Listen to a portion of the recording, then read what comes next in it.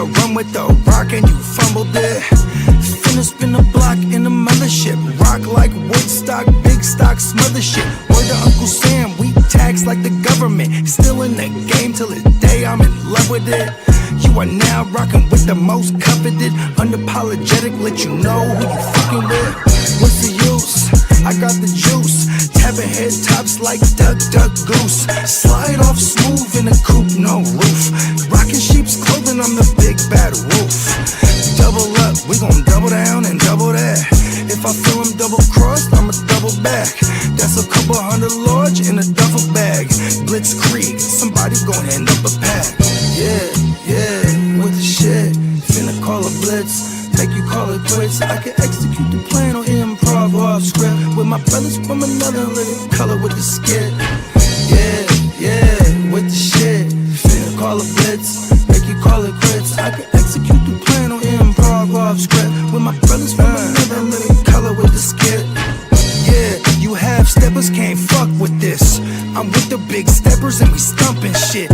Ice grill, you can feel the momentum shift. Alpha and the Omega, I'm the Genesis. Real savage, go getter. Yeah, I'm getting it. School of hard knock, I'm the mascot flipping.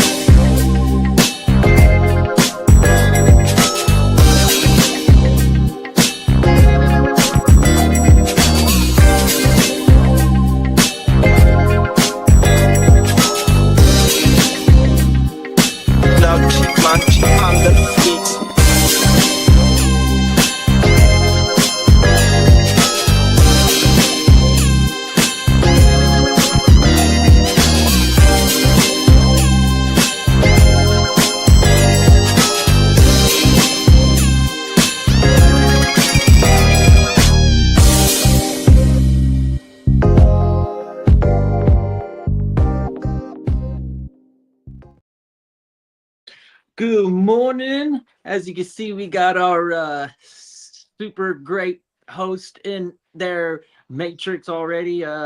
We'll see him back, but welcome. It's Tuesday again. In fact, the man is back. You already testing the matrix out. Right? I thought, and it was funny because like it was glitching you in and out. Like my whole site was just black. I was like, oh no, are we on? I'm like, yeah. Am I sitting here just quiet? Hey, top of the board, we're back. Yeah. Yes, it'll be you and I, and Peacock is back here. He's probably going to be in and out. Oh no, but it's me again. I'm here. Okay. That's unfortunate. So I removed his other one from the stream, and anytime there's any change on screen, Bogard gets affected somehow. So I have no idea, man. If I remove him like this, one of his things goes out. If I change the background, one of his things goes out. If I play a video, he gets put into the matrix. Damn, they're trying to get him to take that blue pill, right? Is it the blue pill that keeps you in the matrix? I think they're trying to tell him to stop using his mobile device. Or update it, because that's one of the cheat codes to keep your mobile device working somewhat, is to not update it with the new iOS and whatever. Yeah. So maybe his is just having all sorts of communication problems. Who knows? Yeah, it's weird. But yeah, back into the matrix he goes. Let's cross our fingers. You'll have better luck next time. I'm sure we'll see him shortly. But how you doing today, man? Doing well. Miggity Mac Daddy, no, we're not unemployed. I'm actually at work. Oh no, I work at night. I'm actually drinking my beer. I've got a very odd hour, 11 o'clock at night to 7:30 in the morning. So yeah. And then Bogard's always working. Yeah. There's a way to make money. I'm always kind of like thinking of it. It's here we are. Yes. Okay. We're trying this again. Yes. We are back. Speaking of making money, I'm always with it too. Yeah, let's get the bag. Yep. In this economy, you got to have multiple sources. Yeah, I mean, we're from California, right? So like, and we're from some premier areas where, you know, the cost of living is up. So it's like, just based on that, like, you have to be having a bag, even if you're just renting in this motherfucker. You know what I mean? Like, so it breeds a different type of individual. New York's like that too, where they're just hella expensive. So it's going to breed a different type of hustler. You know what I mean? Like, motherfuckers going to have multi ways of getting the bag. And if not, you're working the job and thinking on what other thing you could do simultaneously. You know what I mean? Yep. Doesn't get any easier. Right. And it's like, why would we expect it to get any easier at this point? Everything's always probably just going to get more expensive. At best, it's going to get super expensive and plateau, and you'd be like, damn, this sucks. I was thinking about this yesterday on like how I was saying this on the stream, like how, like, you know, before currency, like, you got to go back to like Babylon, right? Like, Babylon's probably the first place where they were like, all right, you know, how much for this? 5 shillings, you know what I mean? 5 ships of copper, you know what I mean? Like, they were putting like a value to these physical items for exchange, you know what I mean? Currency. Because prior to that, it was like, what? Like, it's all bartering, you know what I mean? Or maybe not prior to that, but like, you know, outside of Babylon, you know what I mean? You go to the indigenous people. They go to the other tribes, like, listen, we got this. What y'all got? I got some moccasins. All right. You know what I mean? Boom, I got some teepees. Okay. You know what I mean? Maybe we could do something here. Make a little ooh-wop swap. You feel me? Yeah, I mean, that was probably more socio-economic trading. So like, oh, you're trading assets and goods, but like economics and like having some sort of currency and all that stuff. You might be right with the Babylonians. I'm not too sure how far back it goes to where like, oh, now instead of fucking being able to just be alive and working for the king gives me, like you said, 2 shillings a month. And I get to turn these shillings into something else, you know, whatever. Yeah. Not too long ago, I went through shout out to my man Prime One. He kept referring me to this book, The Richest Man in Babylon, and it's written by Napoleon Hill. And then before I got to that one, I went through a couple of his other books. I went through Outwitting the Devil. And then he wrote another book called Think and Grow Rich. And so I went through both of those before I tackled The Richest Man in Babylon. And it's basically a story about like, it's this dude, he makes tablets, clay tablets, right? And then like this rich dude comes in there and he's like, and then he has all these scriptures. And he's like, I need copies of this. You know what I mean? And I need, you know, just for my personal collection. And I need it overnight. I'll pay you extra shillings. You know what I mean? Overnight. He's like, shit, he's overnight. He's chiseling away. Right? He's whipping his tablet's ass, bro. He's chiseling away, working all night, working to the bone. And the fool comes through, he's like, and he tells him, and he didn't make it on time. Right? But he says, hey, look. He says, the offer still stands, but he says, and he says something profound to him, and you know what I mean, about like, how you put a dollar figure to your work ethic type of shit, right? So then the guy asked him, how did you get rich? And he said, you always got to keep some for yourself. You know what I mean? If I make 3, keeping 1 for me. You know what I mean? And just every time, keep a little piece. So he's like, he finishes this fucking tablet for the guy. He gets his extra little shillings. And then that's what started him on his way. Boom, 1 for me. You know what I mean? Because he's working for this other guy making the tablets, and he might get like maybe 1 or 2 a month or some shit. Now he got this extra one. You know what I mean? And then he just starts stacking up. You know what I'm saying? So now he's got all these copper chips, and now he's getting silver and gold chips, and you know what I mean? He was coming up in the world. Get the dude's name in the book. Interesting book though. We got somebody in the comments. What's up, Dennis? What up, Dennis? We got Brian. He wants to know where a safe spot to draft Mahomes and Rice would be. I'm thinking Rice after Lamb and Jeddah's.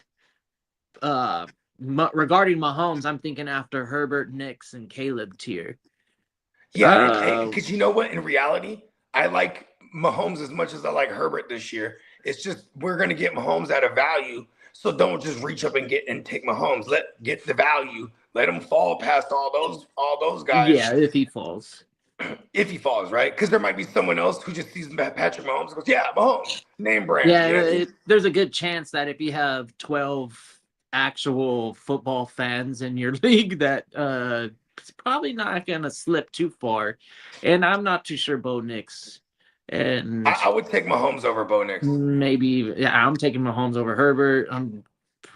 Caleb is really interesting because I want to see the youngsters kind of like. I want to see the youngsters also like get definitive roles because it is nice having the ability to have all those options. But chemistry, I want to see him get like in a rhythm and actually throw the ball enough to make a huge impact. Like for example, that team, they do run a lot. Have the cake instead of. I always say, how does the saying go? Have the cake. With Mahomes, I think that they're gonna just throw the shit, dude. They're gonna have to. Yeah, like if you can't decide who to get out of all the receiving options, just have Caleb, right?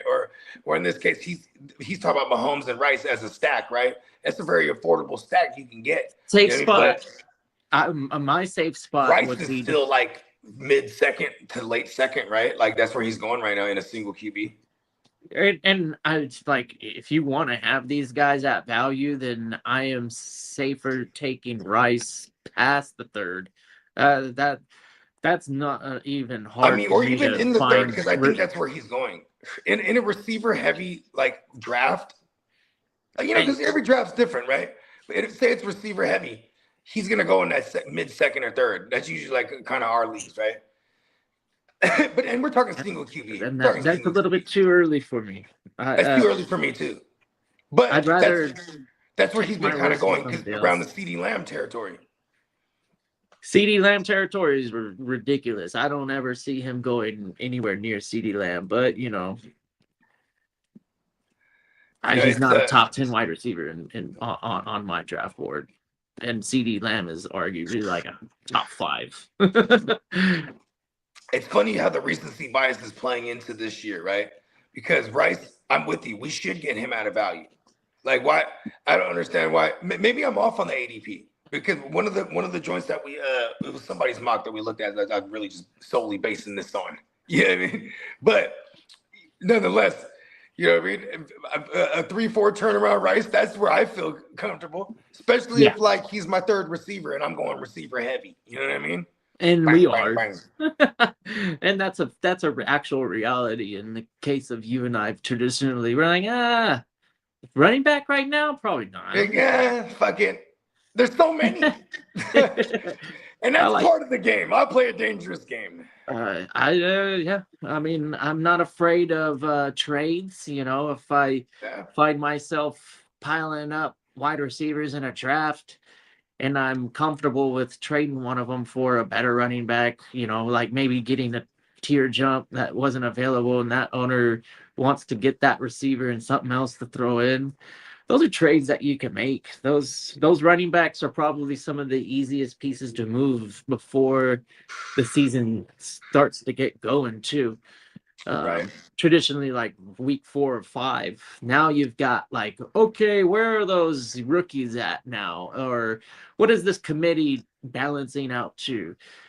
Week 5 is a nice little place to find running backs as a trade target. But anyways, in the case of these Chiefs, I'm not interested too much, and I like Lamb and I like Jeddah's, and if you're thinking about skipping Amon-Ra, I mean, like Amon-Ra's above those two guys, then Amon-Ra's like he's a top 5 guy, right? And then I'm also thinking I'm not afraid of Pickens. Pickens is a freaking wide receiver that I'd rather have than Rice. I want all the Dak passing game. Yeah. I mean, same thing with Dak too. Like, if I can't get my hands on a Pickens or a Lamb, if I could just get Dak, I get it all. Right? Theoretically. 100%, because you can get what do you think? Prescott has earned a higher ADP value than Mahomes right now? No, for sure. He's going ahead of Mahomes. But and then that's the case too. You know who's going super duper late as usual, per usual? Man, our man Staffy, bro. Like, I just went on Stafford and shit. Like 100%. And that's a recipe for success is let the guys that continue to get faded. Names like Derrick Henry and Stafford are good examples where all they've done is produce for you as a fantasy owner. And outside of the MVP season, Stafford was pretty cheap for you. Yeah. Yeah. After the MVP season, then he was a little bit different. But last season, it wasn't fucking any. Like he's free. For real. For real. And he might be free again. And I'm like, I'm all about it. There's a formula, and we'll talk more about it throughout the shows and stuff on how to like actually create a roster in the middle of a draft. Because you could do it. Yeah, you could really vision like, oh, okay, these are my guys that will probably be around in week 15. And that's probably the way you should do it. What's up, fella? Hello, fellas. I But like rookies, but I don't like banking on the development right on because we're out of the dynasty like feeling. We're now in redraft mode. So for me in redraft mode, I'm waiting on those rookies. I'm usually taking a rookie after I've built my core.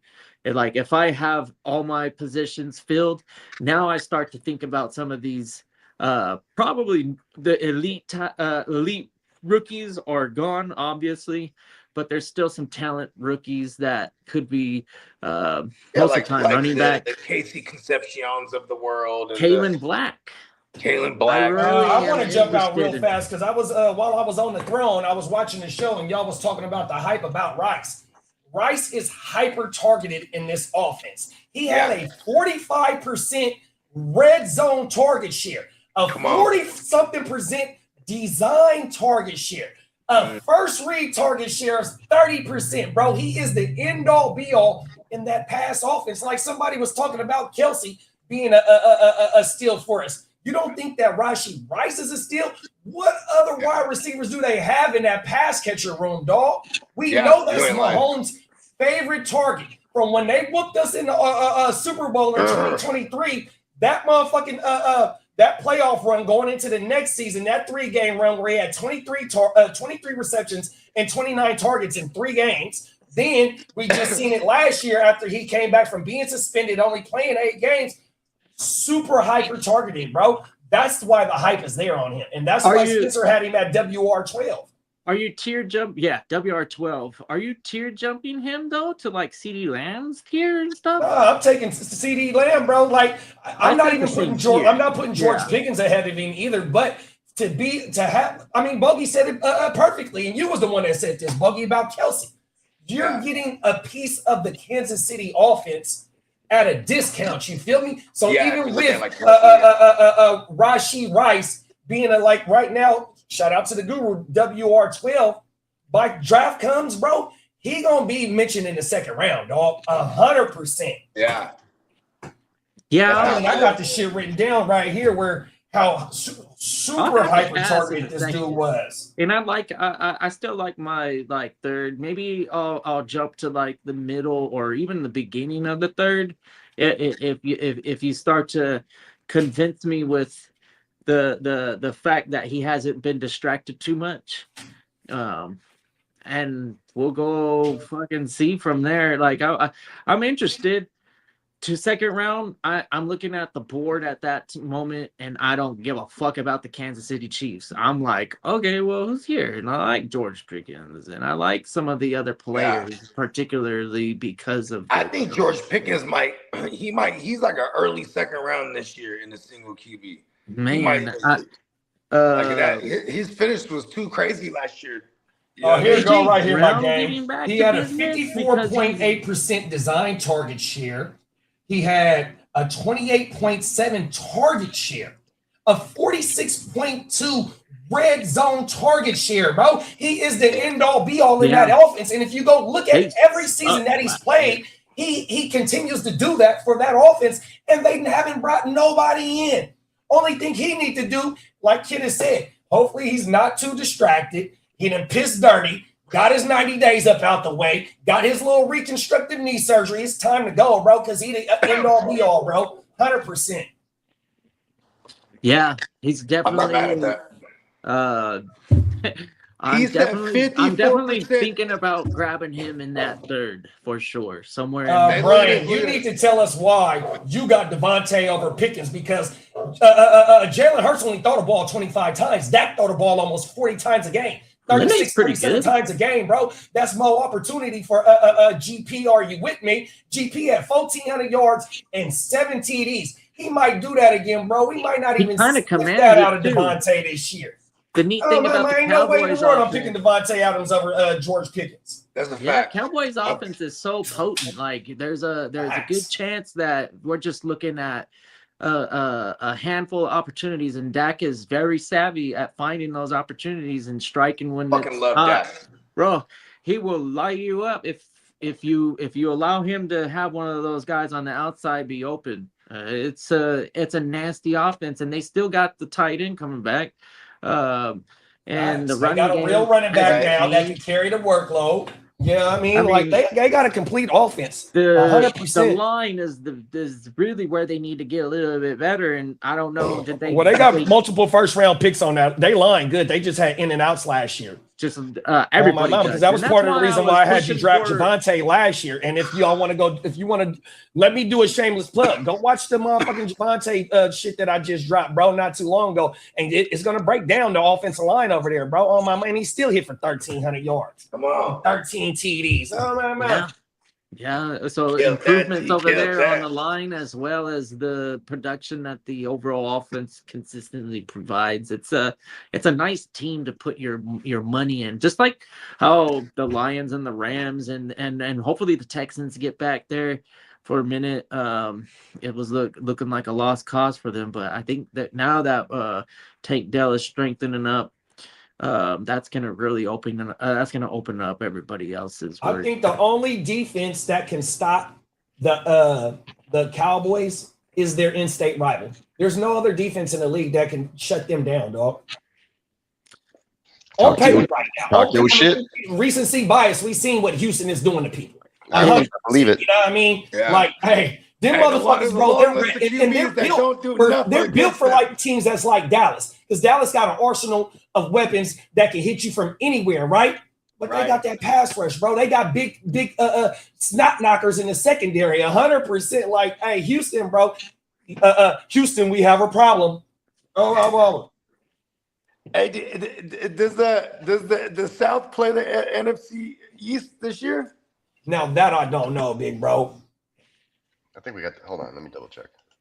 I know we play them. I know we play the East this year. Yeah, we play the East. Every time we play the NFC East, we play the AFC West. That's it doesn't matter if you go over 100 times, 100 yards each game, big bro. It's the value. If no Cowboys, Jalen Hurts is only throwing 25 times, and Saquon is touching the ball 25 times, you only get about 50 to 60 possessions, bro. Jalen Hurts, the passing volume isn't going to be there, so Devontae going to have to hit for 17, 18 yards per catch to get what GP does. 100%. Last year, I think GP finished with like 100 more fantasy points. Bro, oh my mama, and then like how he said he only had one game over 100 yards after he came back, but he was completely dominating from week 1 to week 17, big bro. Oh my mama, GP. And the cold thing is, GP, are you with me? We ain't gonna be able to get him at a discount this year. Him or Javonte. We're not gonna be able to get them at a discount. But at least smart managers will still evaluate where he's at that price. If you want a predictable piece and you don't want to, flirt with like a low floor, George Pickens is your guy. If he's out there, like JD said, he ate every single week. It might not have been to an elite standard or whatever that your fantasy playoffs required you. Man, it was 1,400. Man, he had 1,400 receiving yards and 9 TDs. Oh, and my bad. Week 4, Cowboys travel to Houston to take on the Texans. October. Oh, let's go! I knew it. I knew it was in the cycle. We need to see that. Yeah, we've been playing the Cowboys like almost every year recently, and handing that belt to ass to them too, just so they all talk your shit. Let them know. It's been a while since the Cowboys have beaten the Texans, bro. We love them in fantasy, hate them in reality. George Pickens had 144 in week 11, 146 week 12, 130 in week 16. Oh, he helped you win your shit or get to the ship. Word. Week 11, only 78 yards. Like, bro, that motherfucker was doing his thing. He had a dud in week 14. He had a dud in week 15. Yeah, and recency bias. If you had him as an owner or whatever, I got lucky because you did get him at a discount. So the teams that I had him on, he was likely my third receiver or something like that. Because that's just how I am. I go wide receiver heavy. Yeah, I think I took Rashee Rice in my AOB draft ahead of George Pickens because they were both on my championship team. I drafted him. I didn't get to use Rashee though last year. Rashee still got a ring though. This year. Pickens ain't Come on now. This year. Come on now. Holy shit.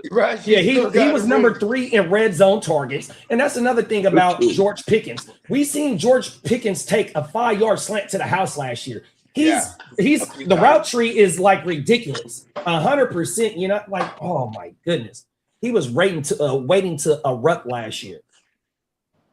93 receptions. He finally got a consistent QB throwing him the ball. Like, remember, George Pickens came through right after the Ben Roethlisberger era. Excuse me, Roethlisberger.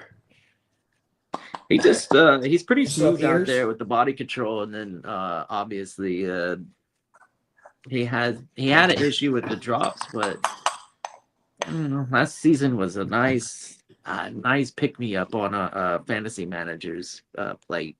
I was like, okay, this is what we were drafting out of the rookie drafts for. Pickens was shout out to Brian. My mother. Brian gave us the top points right there. He had a question. We said, said he'd rather have Devontae late second round, early third. I ain't mad at that, big bro. Yeah, he is the number 1 over there, but they got also they brought in Wicks, they brought in Stowers, they brought in Lemon, they brought in Hollywood Brown. That's 4 new wide receivers right there. Yeah. And you still have Hurts as and a they drafted Lemon and still got Hurts specifically. All around too often. Don't forget about glass chin Dallas Goedert. Right. Yeah, and that's probably the best target right now in your waiver. I want everybody to remember how bad. Everybody remember last year how bad that offensive line was. Y'all remember how bad that was? They don't got Kelsey, so it was just like it was terrible. So it's like if they could turn that around in one season, maybe we have an argument here. But I'm not fucking with no Devontae Smith in that range. If they can run strong with Saquon again, right? Then yeah, sure, maybe your play action downfield with Devontae, but it's just it's an uphill battle. Let those plays develop too for Devontae down the field. Like if that pressure's coming, it is going to be glass jaw Goddard. You know what I mean?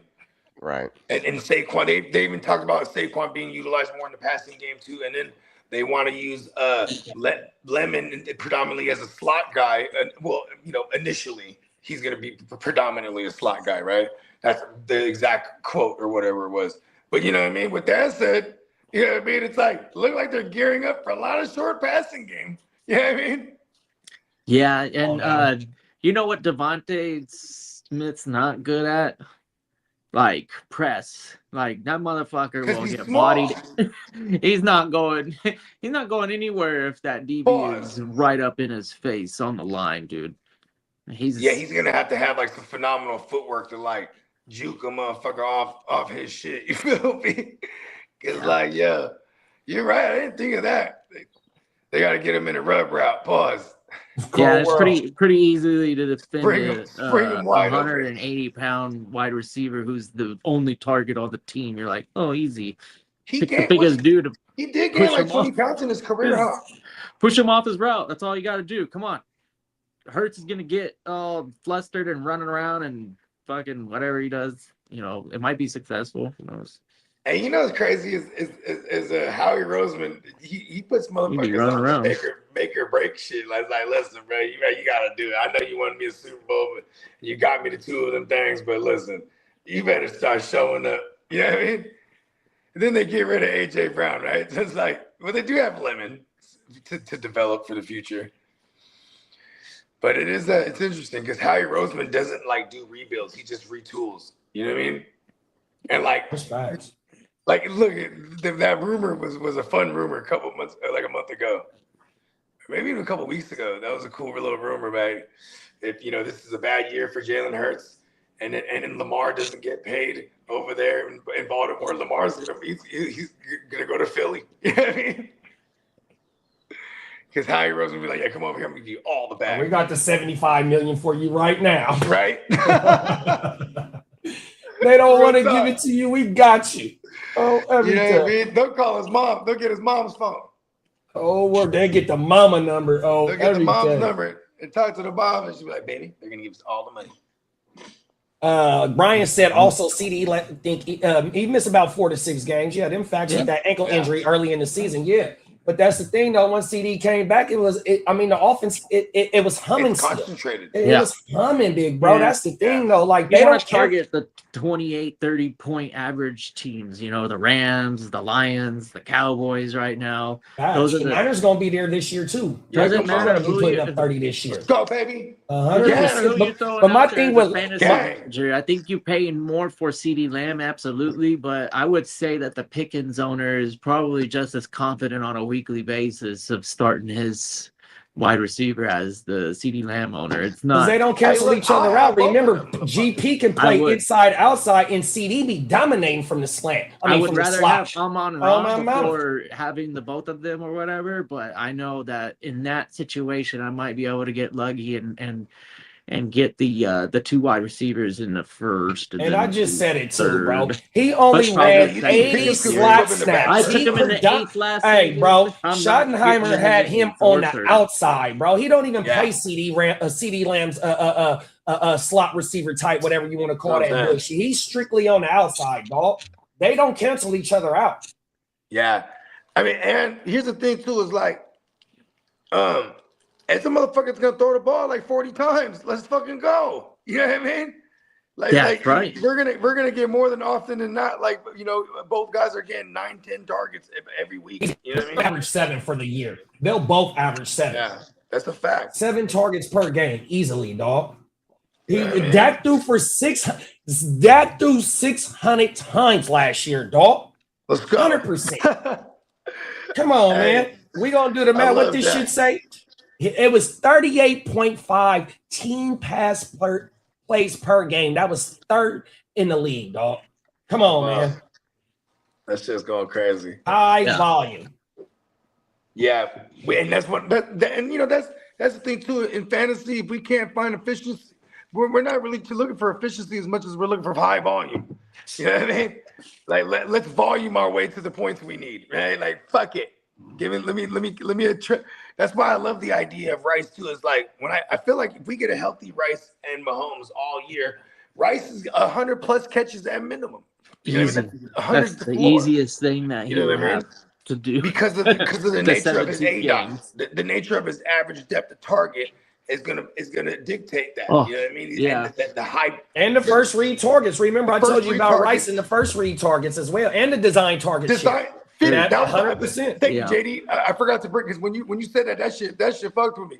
The motherfucking 54% design. Hold on, now. I'm gonna pull it up. Yeah, that shit went crazy. That means if Mahomes if he threw it 20 times, 11 of them motherfuckers, or 10.4 of them motherfuckers was going to. Here we go, right here, big bro. You feel me? That's over half, bro. Easy. We got 17 design targets, 2.1 per game, 8th at the position. We got 37 first read targets, 4.6 per game, 100%. What is that telling you? He is one of the main focal points of the offense. 18 red zone targets, 7th at the position, and he only played 8 games. He was suspended for 6. He missed the last 2 because he got his fucking Sonic coins knocked out of him by Jalen Petrie and the snot knockers over there in fucking Houston. The motherfucking Sonic rings. Bing! Yeah. Yards per reception, 10.8. Yards per target, 7.3. His A dot is 4.3, bro. End all be all short passing game, dog. Come on now. Yeah, 100%. Only and thing like is, and that's what I'm saying. So you get for certain reasons. You get high ceiling with an extremely high floor. Like that's what I'm looking for. Because if that ceiling doesn't come, pause. At least I still have that high floor to fall back on because he's gonna get those receptions. You know what I mean? 100%. Yeah, I fuck with it. Shout out to Siler Todd Harris, man. Appreciate you for pulling up, big bro. Shout out to Siler. Hey, everybody that's new in the chat, if you go look in the description, you can find out how to enter a mini autographed Jackson Smith and Jigba Super Bowl helmet. Here over at the GWN in the Heart to Start, we are known for putting championships on the wall, and JSN helped you put a championship on the wall. We're trying to give back to the people. So wherever you found this at, look in the description, and you can find out how to win the JSN helmet. 100%, y'all. Yep, free giveaway. All you gotta do is go ahead and sub up anywhere you found us. And if you find us on multiple channels, because we are multi-streaming, you sub up to every channel. It just increases your chances. You know what I mean? And that'll have you entered in. Just Brian like said, would you guys be happy with Pickens as your WR1 in drafts? Hell yeah. Yeah, if I go running back in the first round. Well, I mean, you would have to have the early. You would have to have the early pick in order to get one of the running backs. There ain't no other running back that I'm taking early. But I don't know if I'm going Pickens in the first round. That's the thing, though, too, is Pickens. I feel like Pickens is gonna creep up into the early second, not even. Yeah, he ain't going. In my opinion, he ain't gonna last past the 2.5 in single quarterback. 100%. That's what I'm saying, right? Yeah, I play. And I'm okay with that. But super flex. I always think about the super flex. I mean, honestly, like I'll take him at the back end of the first round in the super flex. Fuck yeah. It's either him or Rice. It's either him, Rice. What other receiver at the back end? I just put this up in the comments. Sorry to interrupt, but with Lamb in the huddle, Pickens averaged 15 fantasy points per game versus 24 with him out. So if you want to put those into 2 different contexts, you want to do the whole season with Lamb in the lineup. Pickens still would have been wide receiver 11 in fantasy points per game. Yeah, and that's why I feel like they need to change the game right now. I'm not done. Make Cowboys get 2 freaking wide receivers that make like 35 with million Lamb out, though. With Lamb out, Pickens would have been the wide receiver 1 in fantasy points per game. And you know what else, too, Peacock? You know what else, too, Peacock? That motherfucker playing on a franchise tag. He wants to get the JSN number, bro. 1,400 yards and 9 TDs. Give me the man, he's trying to break the bank, dog. And you got Puka trying to get paid this year. Him and Puka finna be battling this year. Oh, I'm finna outdo you. No, I'm outdoing you this week, bro. Fuck that. I need the bigger bag. Oh. Yeah. I ain't mad at that. Oh, man. I hope I hope all these people start to just get real hyped on their running back picks in the first round, because I'm gonna be very happy taking one of these wide receivers. This season's crop in the first round is looking mighty nice. Yeah. Shout out to Ryan, man. Ryan asked a question, y'all. We got a fantasy question. What up, Ryan? Ryan said, at the 102 or the 106 10-man PPR, what pick would you rather have? In a 10-man, 106. 10-man PPR. Well, yeah, I'll take the 6. Give me the 2, because I either get Bijan or Gibbs. I'm not mad at that too, but also because the reason I'm taking the 6 because I have a quick run to swing around, and I'm always gonna be in the same spot basically. You know what I mean? I'd be winning a lot in the middles. So like if I win leagues, it's because I'm like in the middle of the drafts. Typically, I get to balance it. I get to control like the flow a little bit better. I don't have to like snap off like weird decisions because I'm on the bookends. I just like the 106. I like 5 minutes. Last year in both of my live drafts, so in the West Side, I had the 114. In the LB, I had the 104 and got Gibbs and got Say Brown 100%. And y'all know my motto. I'm not fucking with them tight ends, and I'm not fucking with the running backs. So for me to get the 104 and get Gibbs out the way, 100%, you know what I mean, and just built completely my team out, I'm not mad at the 104. How did Gibbs and then at the 114, I don't mind waiting because I'm doubling up 100%, and I get the zigzag from what the rest of the league is doing because I control that. I'm at the back end, so I'm starting off the next round. You're going to have to follow what the fuck I'm doing. And you know what's crazy, bro? You know why I always say like, I'll take the 6 also because, like, I hate being where I'm like, fuck, this pick at the 102 makes me need to take this person because everyone else says you got to take the running backs, right? Because it's like, normally I'll just be there and be like, all right, fuck it.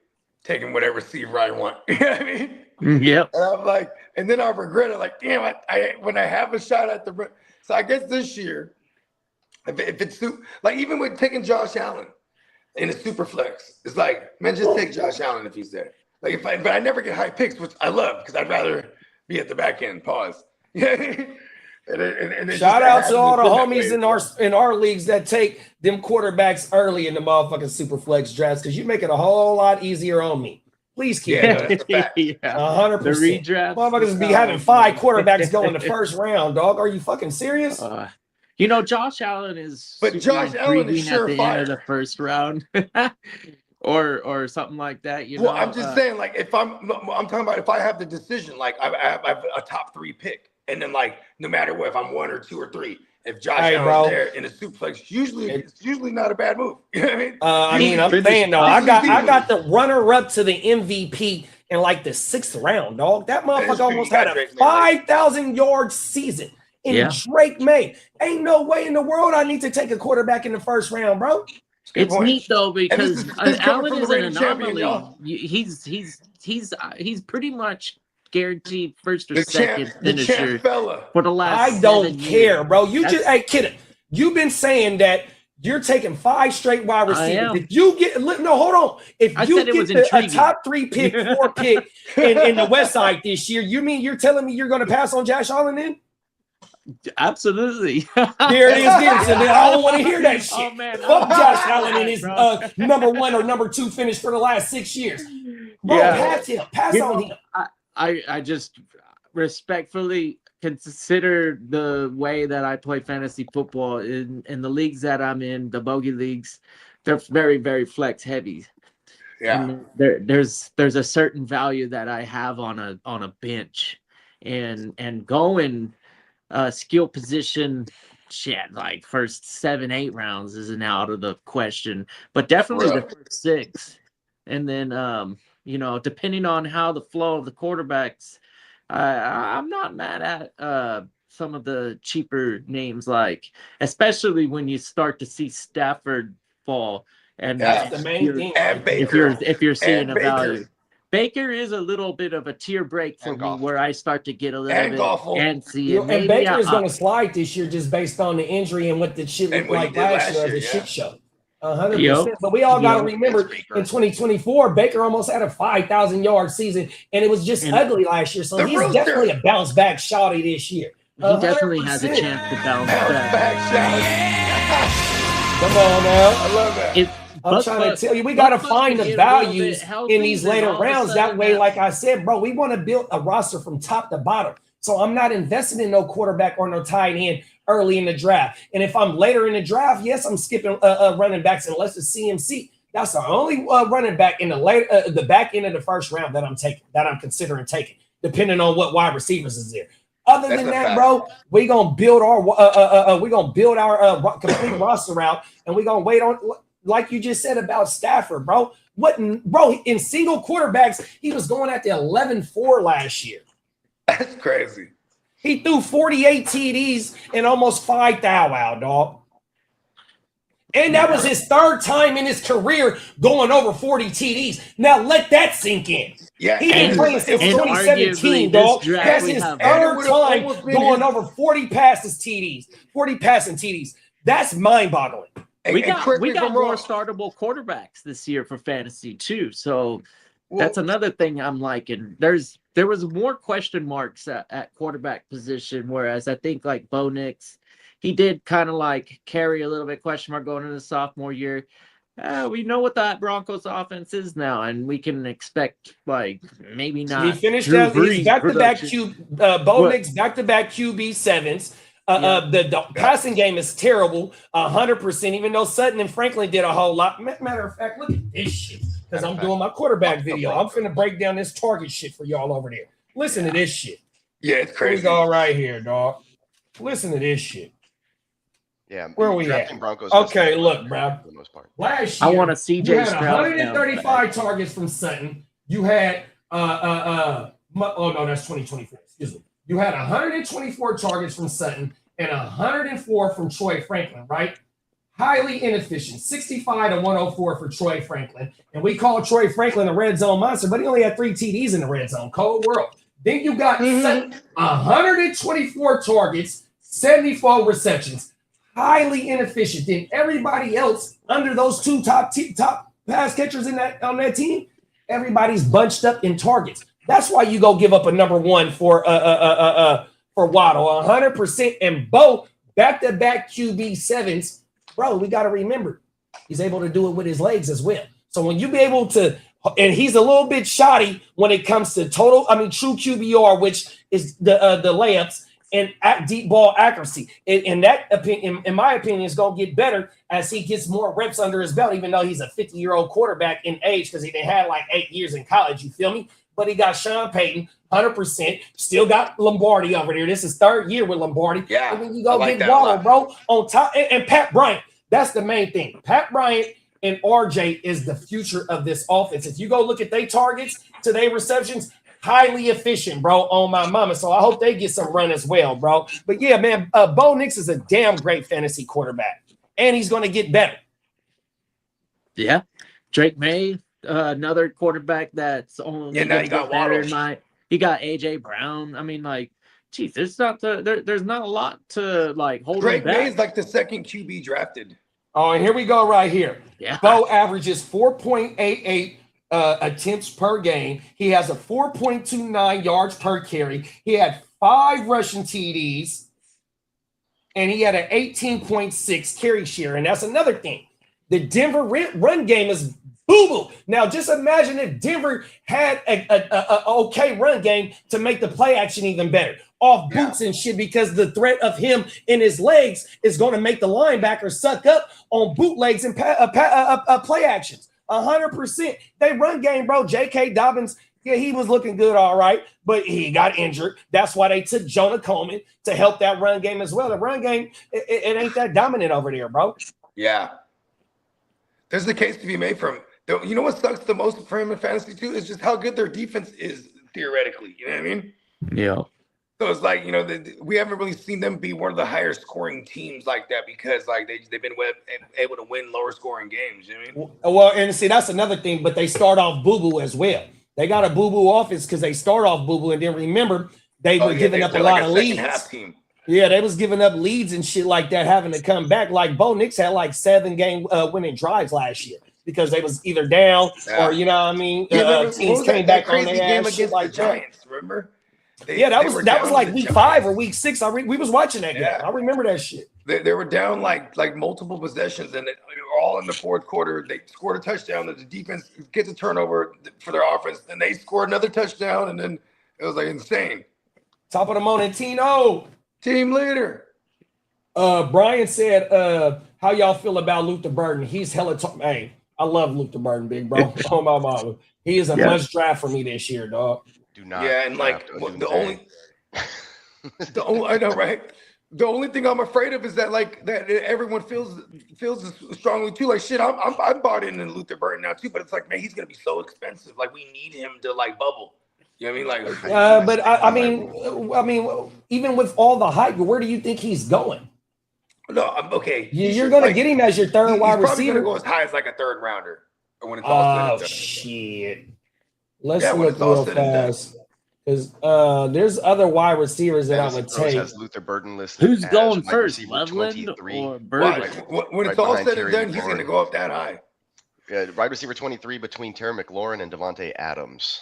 Currently, yes, currently. So you're taking. I'm taking Tetarosa ahead of Burden because he is the number one over there. He's 100%. The definitive one. Who else would I take over him around that range?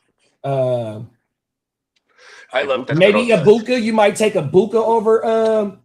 I would take Ibuka because I think I wouldn't take Ibuka over him. I'll take Devontae Adams over Luther Burden. Yeah, you for sure because they're throwing on the 2-yard line. For real. Cold world. Hey, Devontae does nothing but catch tugs at this point in his career. Cold world. After that, probably not too many names that I would take over. Nah, it ain't. Okay, here go a good one. Lat McConkey or Luther Burden. Ooh, damn, I guess, you know what? I do like the outlook for Lat, but I guess I would take the higher upside of Burton in that instance. Yeah, I think I would take McConkey based on he's locked in for back-to-back years. Last year and his rookie year, over 100-something targets, and we got 100-something targets that's vacated over there. Yeah, give me Lat over. Okay, Burton. I'm sold too. You know me, I love big floor versus Come on now, risky upside.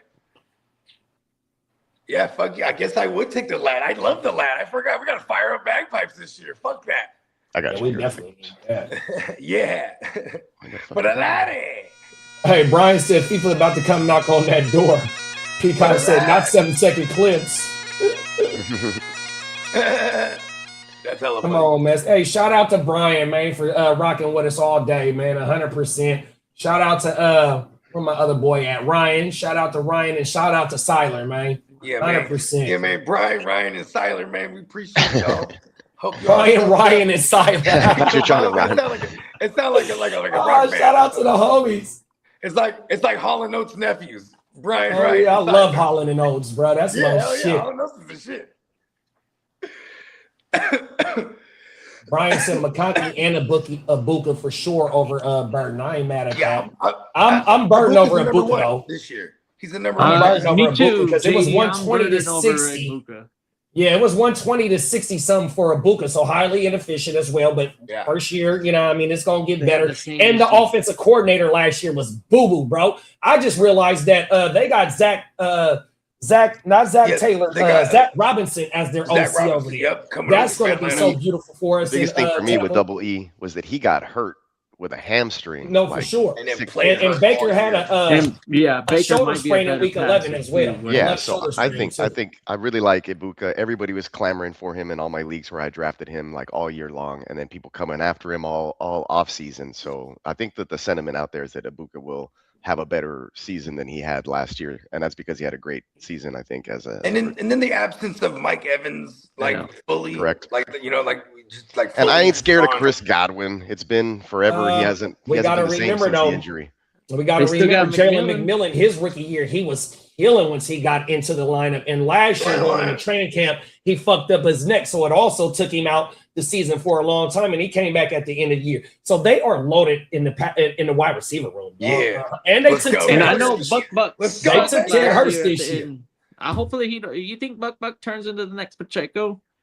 No, Buck will be back, bro. Buck is not. I'm not afraid of him, and we're going to get him as a late round thing as well because he has him and Rashad. Remember, 2 years ago finished in the top 24, and they both had 50 targets, 60 targets. They had like 8 pass catchers with over 50 targets in 2024. That's why we got almost a 5,000 yard season out of Baker.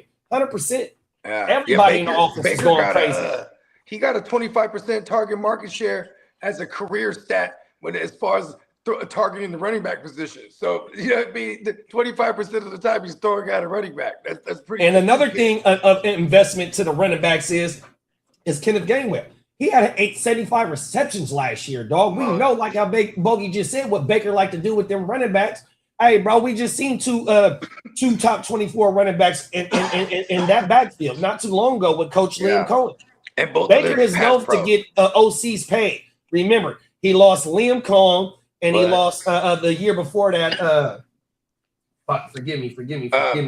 Canales. Baker is getting OCs paid, bro. Facts. Right. And that OC that they had last year, that was his first time ever calling plays. He's been a career passing game coordinator. Shit like that. That's why Todd Bowles on the hot seat, because you hired within, bro. That motherfucker was a first-time play caller that couldn't do shit for Baker. Get your ass out of here. At the buzzer. And you know what's crazy to me too? He could have fucked around and he could have fucked around and made a push for like a McDaniels early. You know what I mean? Like, where was that? They just went and hired Zach Robinson real quick. But I guess Zach Robinson did come from the McVay tree, and they did have success with Combe, who was with McVay for prior to coming to Tampa. Maybe they're trying to recapture that. You know what I mean?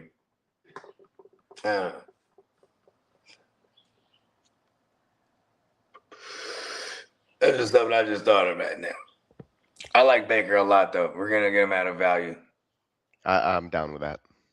Yeah, because there's certain things that like for example, I don't ever have the high end running backs. I don't ever have the high end QBs, and I always think, why did I take Gibbs, or why did I just take Josh Allen there, right? But it's because it's like it's a safer way to build. I feel, you know what I mean. And it's this quarter to the ratio, there's 32 starting quarterbacks. It's like, okay. See, the 14 team, that one's fun because it's like, all right, it's choosing when to pull the trigger is part of the game too. You know what I mean? Yeah, especially if you got a lot of people that are just all idling, just waiting, letting all the QBs fall. You know what I'm saying? And then at one point it just goes, it's a frenzy later. You know what I mean? Yeah, that's when the runs start to happen. Right. I'm cool with like a mid-range guy, and then we'll just maybe I'll have a strong enough flex to where I don't have to go QB all the time. And then some people feel forced to have that third QB. I don't know. It's just strategy. It just depends on how you feel. And that's why we all need to wear UFC gloves. UFC gloves? Gloves. Oh, gloves.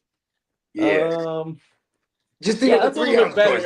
It doesn't have to be UFC. Gloves, just sparring. I was like, no, I ain't wear what they wear. Sparring gloves. I don't know what that means. Wear them UFC clothes. I throw my little tiny whitey, whatever the fuck that thing is. What the fuck are you talking about, Bogey?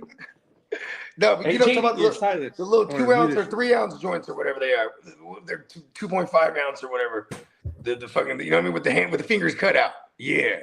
I might buy like a box. We got Papa G in the building. What's up, Papa Guru? Papa Guru. Me and Papa Guru was rocking for a minute last night. Oh my God. I was watching all the way to the end. Come on now. Tino said Luther or Rome. Which one y'all picking in the offense? Well, if I had to choose, if I'm just going value, it's Rome, because I still have a piece of that offense and I get them later, and I'm still a Rome truther. You know what I mean? Come on now. I'm going. There's no reason why anybody shouldn't be a Rome truther. If you go look at what he did for like the first 7 weeks, bro, he was the alpha over there, 100%. They still had DJ Moore over there. But like, Brody was really killing, bro. 100. I didn't drop DJ Moore in AOB to like week 15, the second week of the playoffs, or the first week of the playoffs. 100%. Like he dropped him like a landmine. Yeah, right. I mean, because he was hurt. Well, because he was battling with that. Oh, okay. He had like a fracture in his foot or something like that. He was dealing with for after week 8, week 9, or some shit like that. Yeah, and that is why I ain't fucking with him this coming year. I don't touch wide receivers. I don't touch wide receivers dealing with foot injuries that happened mid to late the year prior. Like, he's gonna be off to a slow start. It might be the same shit. He could get re-injured. No thanks. I'd rather not draft him. I'll go somewhere else.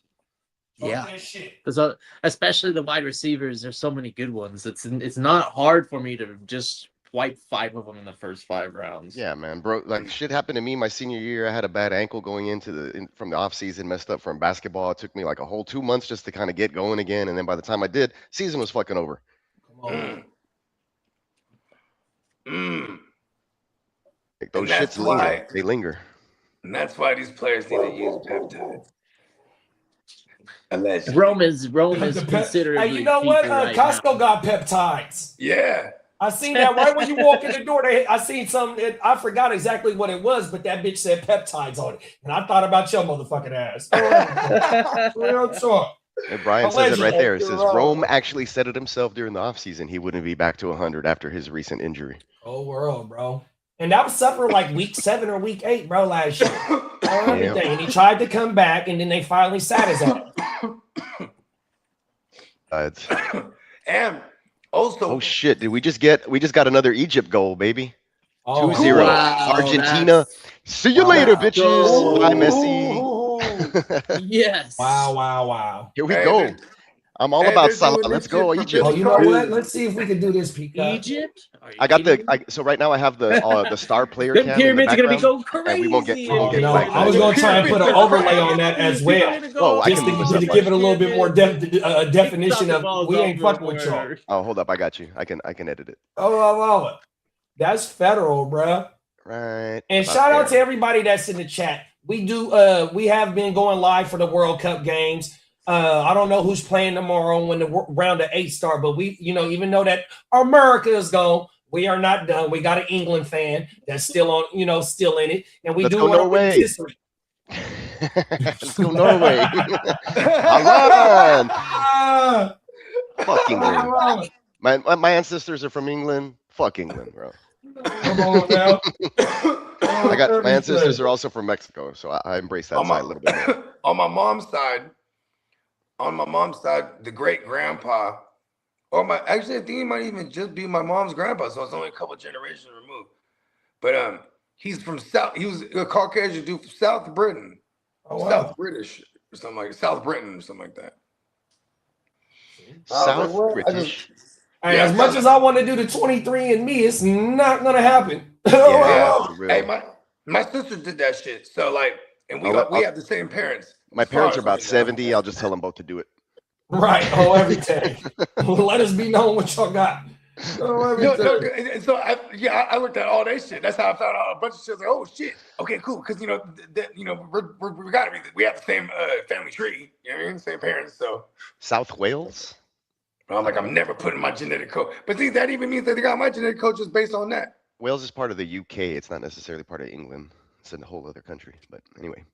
Marco said he don't think nobody playing tomorrow. So I know they said, shout out to Soundwave. Nick let us know that England play on Saturday. So I don't know exactly when that shit's, but we will be going live for the round of 8, the round of 4. We might probably do both. If them games is one day, the round of 4 is all on the same day. We'll do that shit like a wakey game, not a wakey game, but the grit don't quit. Right. Like people been showing up. Like we've been getting a lot of people from different countries when we do the World Cup shit. Hey, I'm tapping in from South Africa. Oh, I'm from over here. Wooty woo. Right. Oh, you all over the world, bro. Shout out to Soundwave. Oh my mama. Brian said France is winning it all. Don't they play today too? Or they don't play today? Oh no, we just seen them play. That was 4th of July. They played 4th of July. The fix is in, guys. They just took the goal away from Egypt. Oh, what? 1-0, yeah.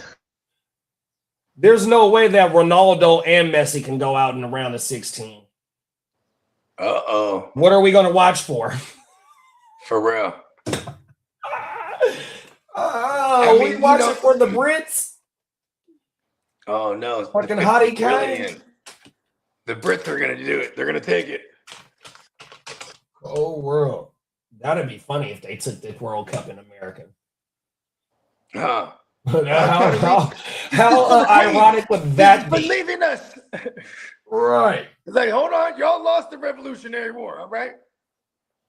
Hey, shout out to Gonzalo Ramirez. He said, who's y'all's team? Here, let me show my camera. Let me put my camera on here, baby. You see right there what my team is. It's not a game, boy. 100%. Yeah, where's Bones at? You see Bones back there? Yeah, man. Bones is the 12th man of the Niners. Right. He's the spirit of the Niners past. Oh, my mama. You know what? I emailed myself Lee's The scriptures. show sheet. I could pull that bitch up and we could do the news. Did y'all do it already? No. We could rock it. We're just shooting shit. Let me see. Okay, let me copy. Answer some fantasy questions. You know what I mean? Damn it. Okay. Yeah, shout out to our guy Lee, Ear to the Streets. You know what I mean? To the Ear to the Street. Family biz. You know what I mean? You know what I mean? Thoughts and prayers out to them. You know what I mean? 100%. And he said he'll be back Friday. You know what I mean? I'm pretty sure he'd be fully charged up. You know what I mean? I'm charged up. Shout out to the Ear to the Streets, man. 100%. Is that the logo of the best defense in the league? Where you see it at, bro? I don't see the logo. It's on my screen. Yeah. Oh, okay. Talk that shit. Yeah, that is our resident neonpeacockmerch.com Houston Texans fan. He does his own motherfucking Houston huddle to break down what the Texans got going on every motherfucking week, man. So y'all make sure y'all stick around for that, bro. It is our season, even though some of y'all might have seen us do CFL games, UFL games, soccer games, versus flag football, but we are known for as a fantasy football podcast, 100% football show. And there it is there, right there, bro, 100%. Yeah, we got the Houston wherever you found us at, bro, you fuck with football, man, just hit the like and subscribe. And if you hit the like and subscribe, you're entered to win some free shit. Yeah, you're entered to win. Oh, here we go. Jackson Smith and Jimba signed mini helmet, Super Bowl edition.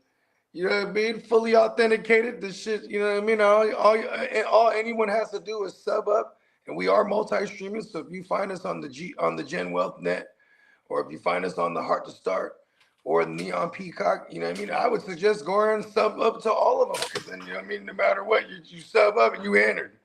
Them is 4 free entries. Higher your chances. Thanks. 4 free entries. Oh my God. Fuck it. Come on now. Well, the easiest way. It's been a minute. Where's my 30-second H-Town huddle intro? Let's just get a little. Oh, that shit. It's been a minute. Yeah, run that giant. Where is it? Hold on. I got to go to videos. Oh, here we go.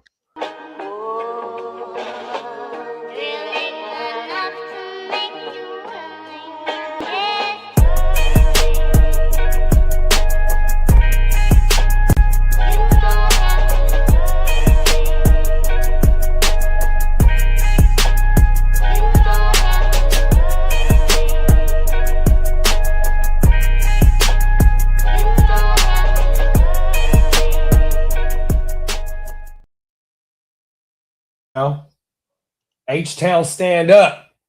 You stay locked in for that when we get Come back. on now. H-Town stand up, man. We in the motherfucking video. We lost Bogey. Fucking Matrix is hating.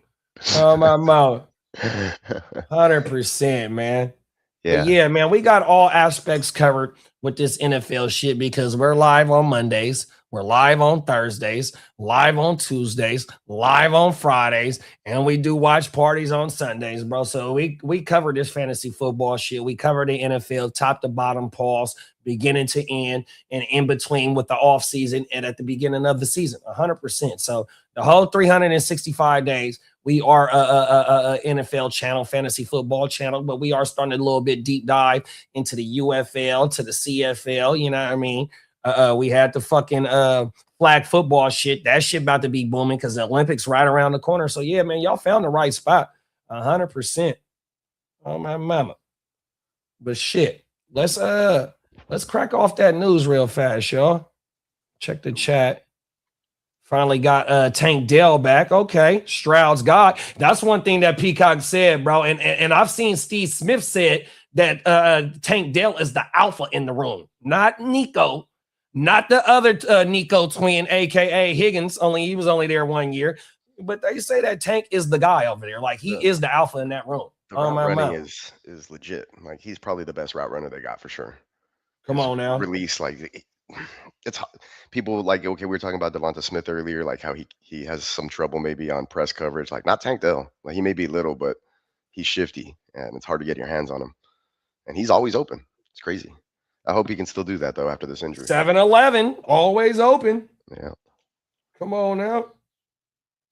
Yeah, them motherfuckers, like, they're loaded everywhere, like from top to bottom on both sides of the ball. Only thing that, and it shows you with the offseason how they attacked the offensive line, how they brought in the wide receiver, the running back, went and snatched him up out of Detroit, and he still got tread left on the tires.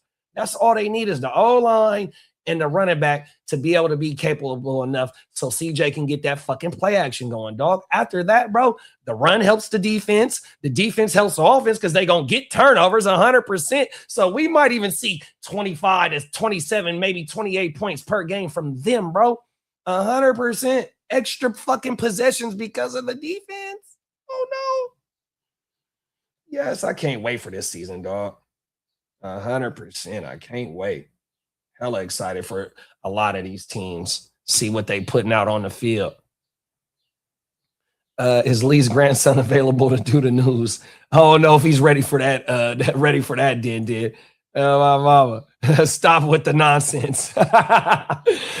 Lee is a fool. But let's go ahead and take him to the motherfucking streets.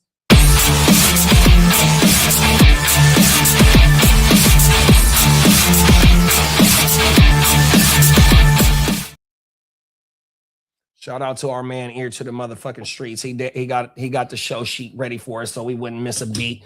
100%. You know what I mean? Big bro, stay working. I think he sent me this shit last night while we was watching the game, yo. 100%. So the first place we going to, that's what we think about T-Law, Nick. You asked, bro. You asked. Nick that's what we think about it. Nick doesn't realize it's a fucking blonde wig that I have absolute power on this show. Don't ask questions you don't want answers to, Nick. Oh my goodness. The first part we gonna take them to is look at all these rumors surrounding me every day.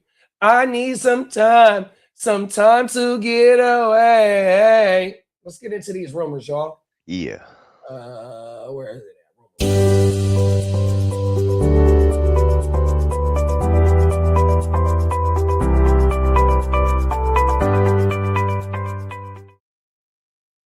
Okay, now it's 2-0. Egypt. Let's go. I mean, my shit's still mute. Uh-oh, that don't sound good right there. Yeah, now one goat just went down yesterday, not another goat going down today. Nothing to cheer for no more. Come on now. Holland. Let's go Norway. First rumor is Cincinnati Bengals are linked to Saints running back Alvin Kamara. Will that hurt our Chase Brown shares, or will it help alleviate a little bit of Chase Brown to where Chase Brown can be fresh for the end of the season? They play the same type of role. They are PPR backs.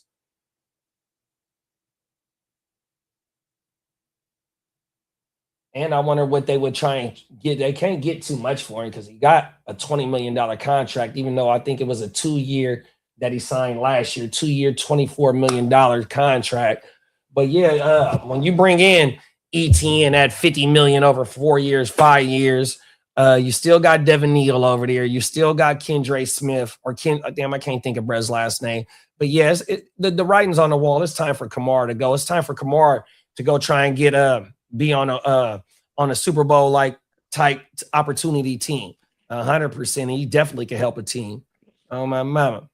Yeah, well, he is a running back too, so all the money he can get is probably another option that he will take. He's like, hey, first real free agency, okay, whoever the highest bidder is. Come on now. Yeah, I would love to see him Kansas City, because we know that old boy K-Dub, he ain't putting together a 17-game season. Hopefully he does this year. But KC, I wouldn't mind seeing him in Frisco, but we got Kaylon Black in the third, so we need a pure runner. You know what I mean? Somebody that can stay on balance after contact and still get 3, 4, 5, 7 yards after contact, because that's what he did in the motherfucking last year in Indiana. He led the NCAA after damn near yards after contact, or was one of the top 5 running back after yards after contact. And we need that, bro. Facts. Yeah, and you probably, as great as he is, just kind of lighten the workload as inevitably he's gonna start losing his step and getting banged up, and pause. It's a rough road for CMC, I think, from here on out. It's not smooth sailing like some of his MVP caliber seasons. I'm hoping that we get a RB1 finish out of him, but like you said, like especially if they bring in Kamara on top of having all the capabilities with Black and just knowing how Shanahan and crew have been hyping him up, and there's a lot to like about it. Finally, if he can stay healthy, that's the knock on those other running backs behind CMC so far, is that the young ones have been getting knocked around and missing time, and we never really get to see truly them evolve into a supporting role. Well, they bums. The only supporting running back that we had since we had CMC is Jordan Mason. Jordan Mason was an undrafted free agent. I forgot what school he went to, but that motherfucker made the 53, got paid from another team, and we were able to recoup a draft pick for an undrafted free agent. You know what I mean? So when you got Joe Williams, Terrion Davis-Price, Trey Sermon, like, bro, they've had opportunities to put somebody behind, and the shit just don't pan out. You feel me? And the Mason thing, you know what the crazy thing about that is? As soon as CMC was fully healthy, that guy saw like 5 snaps. Is like not even. Well, they both got hurt in 2024. So what happened was CMC only played like 4 games in 2024, right? And I think he tried to come back at the end of the year or some shit like that, right? But fucking Jordan they weren't able to get on the field at the same time. And then in 2023, that's our Super Bowl when we lost to them. Like, it was all CMC. You feel me? 100%. So you really don't get the opportunity, because why give up for whatever you gave up to go get CMC? He's a 3-down back. You're not really going to spell him. But now at his... You said all CMC. He even had to play quarterback that game. No, that was the 2022 season. Oh, okay. I was thinking that. I thought it was 2019. That was his first year being a Niner. And that was Brock's first year as well. Brock came in week 8, week 9. And then in the NFC Championship, Brock gets hurt by Hassan Reddick. Right. NC comes in, Brock comes back in, and then in comes Josh Johnson or some shit like that. Oh, yeah. Throw it. Facts. Wow. Right, yeah, you ain't lying, big bro. Facts. That's where they messed up with all that emergency quarterback BS. Like, come on. He let the team carry another guy. We had to watch. And it doesn't count against the 53 that you dress either. That's crazy. That's crazy. Oh, my mama. Commanders continue to be connected to Brandon Aiyuk. No, Brandon Aiyuk continues to be connected to the Commanders, bro. Let's get that shit straight. Fuck him. 100%. Ain't not finna fuck with Brad. He's, man, I don't know. He's done, bro. Yeah, he ain't helping his cause. He's not helping his cause at all, dog. Isn't he doing like fucking TikToks and bullshit like that or something? Yep, that's exactly what he keep doing. Going running to social media. 100%. Kellen Moore and the Saints are reportedly interested in Keenan Allen. How that sound? Keenan Allen? Yep, the Saints. Sounds sounds good for a shuck. Right. That's that Kellen Moore connection when Kellen Moore was over there in 2023. That sounds like Juwan Man Johnson would be almost irrelevant if something like that happens. He'll be giving up a lot of his targets, I think. I don't know. I think his play catches up with his hairline. Cold world. But he is coming off back-to-back seasons of 120 plus targets. Did it in Chicago in 2024, and then he did it again last year with them Chargers. So OG still got a little bit of gas left in him, and it ain't like he never had a deep routes in order to get his money. His whole game was very Rice-like, where I'm running around and am I here? Nope, I'm over here, and then like, how the hell does he get open? He's not even fast. He's not even strong. He's not even this and that.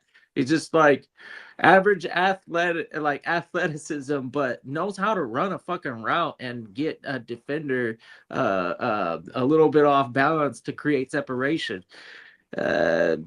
Always been a interesting wide receiver, but Phillip Rivers is like, that's a perfect quarterback for him. And then to have Herbert, it's been a nice run for him, since the team seems to find quarterbacks that like to throw to receivers like him. But he's not every quarterback's favorite receiver. And I think, like I said about him aging, and I don't know if the team is, any team that picks him up is truly in position to be like, oh yeah, let's commit a bunch of targets to him, unless he goes out there and proves, because whatever he did produce wasn't absolutely like impressive enough to warrant a start over a promising youngster. I'm still going with the youngster over Keenan Allen at this stage of his career. Yeah, I mean, because I had Ladd as a must draft last year, and OG wasn't part of the reason why the young bull didn't shine last year. And so Ladd did struggle. It wasn't all Keenan Allen. It was Ladd not actually being. Ladd played the same exact role that he did for the last 2 years. Same amount of slot snaps, same amount of games, same amount of targets. But what it was is that Keenan, in that offensive line being broke down, Keenan was the first read target, and he had a short A-dot, 100%, and Ladd still in the slot. Oh, my mama. Yeah, it's just. And then you had the emergence of Orlando Gadsden as well. Come on, Argentina just scored. I hate the Chargers. They can they can burn. I'll go ahead and cast the votes to kick out the Cardinals and Chargers. It'll make the league more interesting. Let's go ahead, or maybe make them one team. Yeah, we're gonna make them one team across the pond, and then we only gonna get one expansion team. Yeah, I don't know. Fuck that. Yeah, we don't need them no more. Come on now. Next up, Vikings could still add another wide receiver despite signing Jawan Jennings.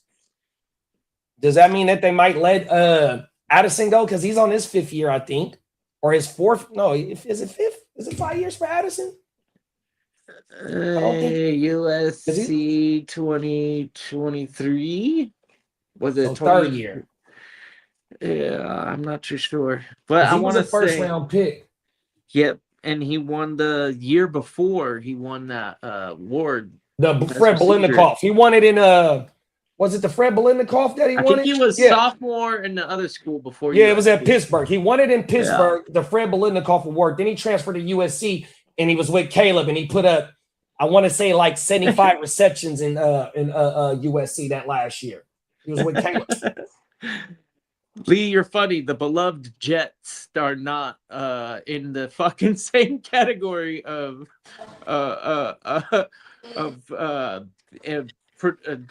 basically, we suck too. I give you that, right? But pause. The Arizona Cardinals and the goddamn Chargers are definitely not teams that carry fan bases. Jets, I guarantee you, if the Jets win the Super Bowl, New York will fucking look crazy, just like Mexico City would have if, like, World Cup. Whatever, shit, kiddo, we just seen New Yorkers when they won the motherfucking basketball shit. Them motherfuckers is going ape shit. Don't let the Jets or the Giants win the Super Bowl in the same year. Had their opportunities. Trust me, the Jets are boiling. They're gonna create havoc. That city will definitely show out. There's no comparison. LA ain't gonna do shit for the Chargers, and the Cardinals, I mean, let's be honest, that's a bandwagon, and it's too hot to go outside anyways. Granted, it's February. That's the only month of the year in Arizona where you can go out and not die. Right. So if they do win the Super Bowl, maybe that isn't too bad. They're going to have to hold their Super Bowl parade, bro, the following immediately. You know, oh, yeah, right. Facts. Go world. It's 120 something out there right now. It's like, fuck that. Yeah, there's a heat wave. If I might be off by numbers, but there's a heat wave going on somewhere. I've been out there when it was 115, 117. I mean, it gets 115 where I'm from. It's 101 in Vegas right now, so I don't know what. And it's only 11 o'clock, and not even 11 o'clock, and it's 101. 105. Damn. It's 105 over there at 10:45. Cold world.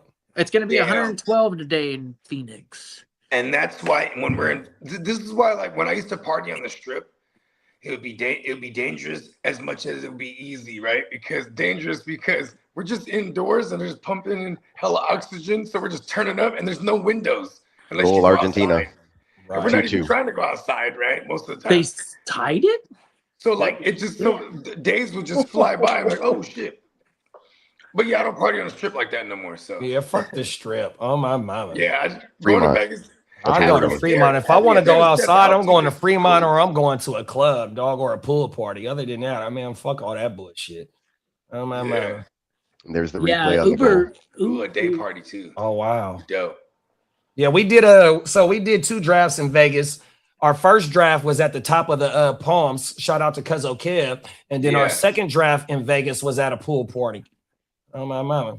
We had the cabana. We rented the cabana, had the draft board, and we did that in Arizona as well at one of them rooftop pool parties. Oh my mama. There you go. Yeah. If you're in the shade and you got water to cool it off. Matter of fact, you can find the pool party draft on the Heart to Start. I think that was the first draft that I recorded, all off iPhones, 2 iPhones. Oh my mama. It's a shitty production. Facts on my mama, but it's up there. You gotta start somewhere. It's up there on my mama. You feel me? Memories, dog. You feel me? My mama. Next rumor is 49ers could attempt to recover $18.6 million from Aiyuk amid his contract dispute. So if he gets signed anywhere else, and I guess if they win some type of litigation, they get to go over, get to get some of his future earnings. Mm-hmm. Give me the money back. Right. Give me the money back. That's some cold work, right? What did he do? Give me the money and give me those tennis chains too. Right. To Bogard. What did he do in order for them to get money back? Just not fulfilling contractual obligations will probably do it. You know what else I've seen? You know what else I've seen? What's that? I've seen that there's a way that he can force their hand. Word. Yeah, all they got to do is show up to the facility and take a physical. If he shows up to the facility, in which, in his words, I'll never step in that building again. But TJ Houshmandzadeh said that's the way he can force their hand, is by showing up and taking a physical. Bro, I'm ready to work. Yeah.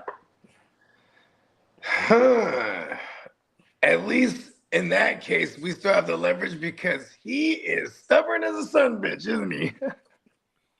Hey, you remember that song by Jay-Z, Dig a Hole? Yeah. That's my shit, bro. He is digging a hole for himself. He is the Joe Pesci. You want me to dig a hole? No, you dig your own hole. Oh, cold world, bro. That's just funny. Cold world. He's like, no, you're gonna fucking. He's like, what the fuck did you do? Now listen, you're gonna dig the hole, and you're gonna fucking come. And he started busting down too. Oh, everything. Yeah. Whole world. It says Browns remain skeptical to trade Shedeur Sanders. I mean, they didn't really have anything invested in him, so it's like if someone pays up like a third or better, it's already a win in that situation. It's like how could they refuse like a 2? You know what I mean? Like, say someone gives a second round, that's like a slam dunk. You know what I mean?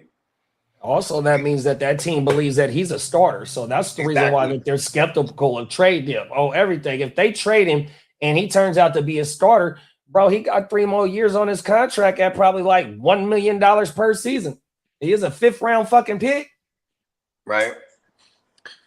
There's only so many teams right now that are desperate for a quarterback that are willing to like even test them, test that water. I don't know. If the Jets, if they could bring him in, I would be all about it. But I'm not willing to give up like a third or a second. Hey JD, who was the team that was trying to draft Shedeur? I already know where you're going with it, and that's who his head coach is right now. Cold world. What I mean? Cold world, bro. Like we've been saying it since the beginning, bro. They trying to shine up Watson. Pause. Yeah, for real. Because I think they're gonna move forward with Shedeur. Yeah, you know what? Let them do that. Give him a shot. I still need to find a way to trade this guy. Whole world. I know. I'm like, I need them to say Watson's a starter so I can trade him to a QB needy team and know what he's doing this season. Yes. Just cash out real quick. Hey, you know what? How about your first in 28? Man, I'll get sanded. I mean, shit. What the second and 27? Then come on.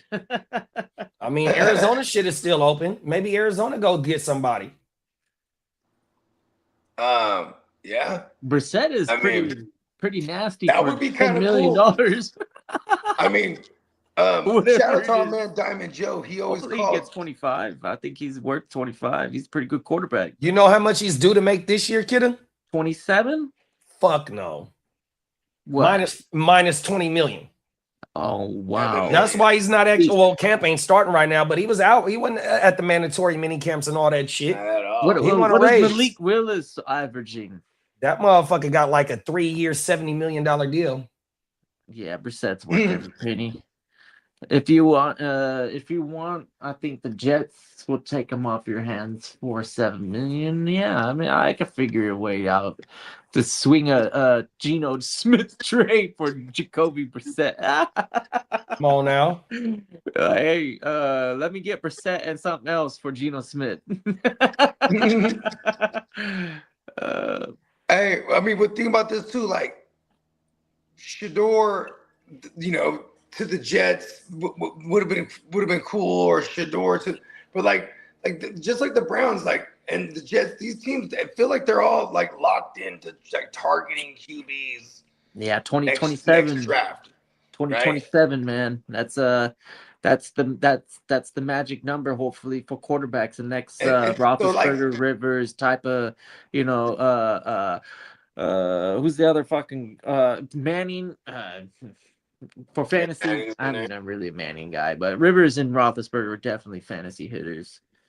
Yeah, that Roethlisberger with AB and Le'Veon was shout out to my dog BJ. So our first year in Vegas, I think he was the champ, and he had Roethlisberger, AB, and Le'Veon. He had the 3-piece. Oh my mama! It was either the first year or the second year he won. No, because he tried to go back to back. In the second year, shout out to Damo. He wanted his first year, which was our second year, but we played till week 17. It was still only 17 weeks, our second year, and they sat people. Remember how they be sitting people if you up in the division, you ain't got to worry about shit. That's how BJ didn't go to. Yeah, that's how he didn't win it back to back. On my mama, because they sat some of the players in week 17. On my mama, we had to learn the hard way about that. That was like 2017, 2018, I think it was. It was still a 17-game NFL schedule. Yeah. We played every week. Brian, go ahead. Brian said they should keep Shedeur and Watson. They need help. Yeah. Well, I mean, and it's like they kind of sat on their hands. Well, they have to showcase them. You know what I mean? Like this preseason is probably like if anyone goes down in preseason and there's like for example, why wouldn't Arizona look at a Watson? You know what I mean? Right. Like, you know, I think they're almost done with that bread too, right? With Watson's contract. And what do you think Watson commands as a trade compensation? 4th. It's easy, bro. It ain't no day 2 pick, because day 2 is 2nd and 3rd, I think, combined. And then like the Jets. Holy shit, Argentina. Oh wow, they're coming back. They up now.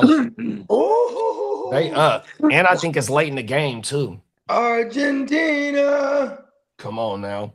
Lionel Messi, did he do something Or I don't know. I think they showing a replay right now. I know, right? Oh, Peacock said it's extra time. It's a wrap. burnt? Oh, wow. They in the stoppage time. Wow. Okay, there we go. Damn good game. They did that. That's crazy. Lee said the 92nd minute.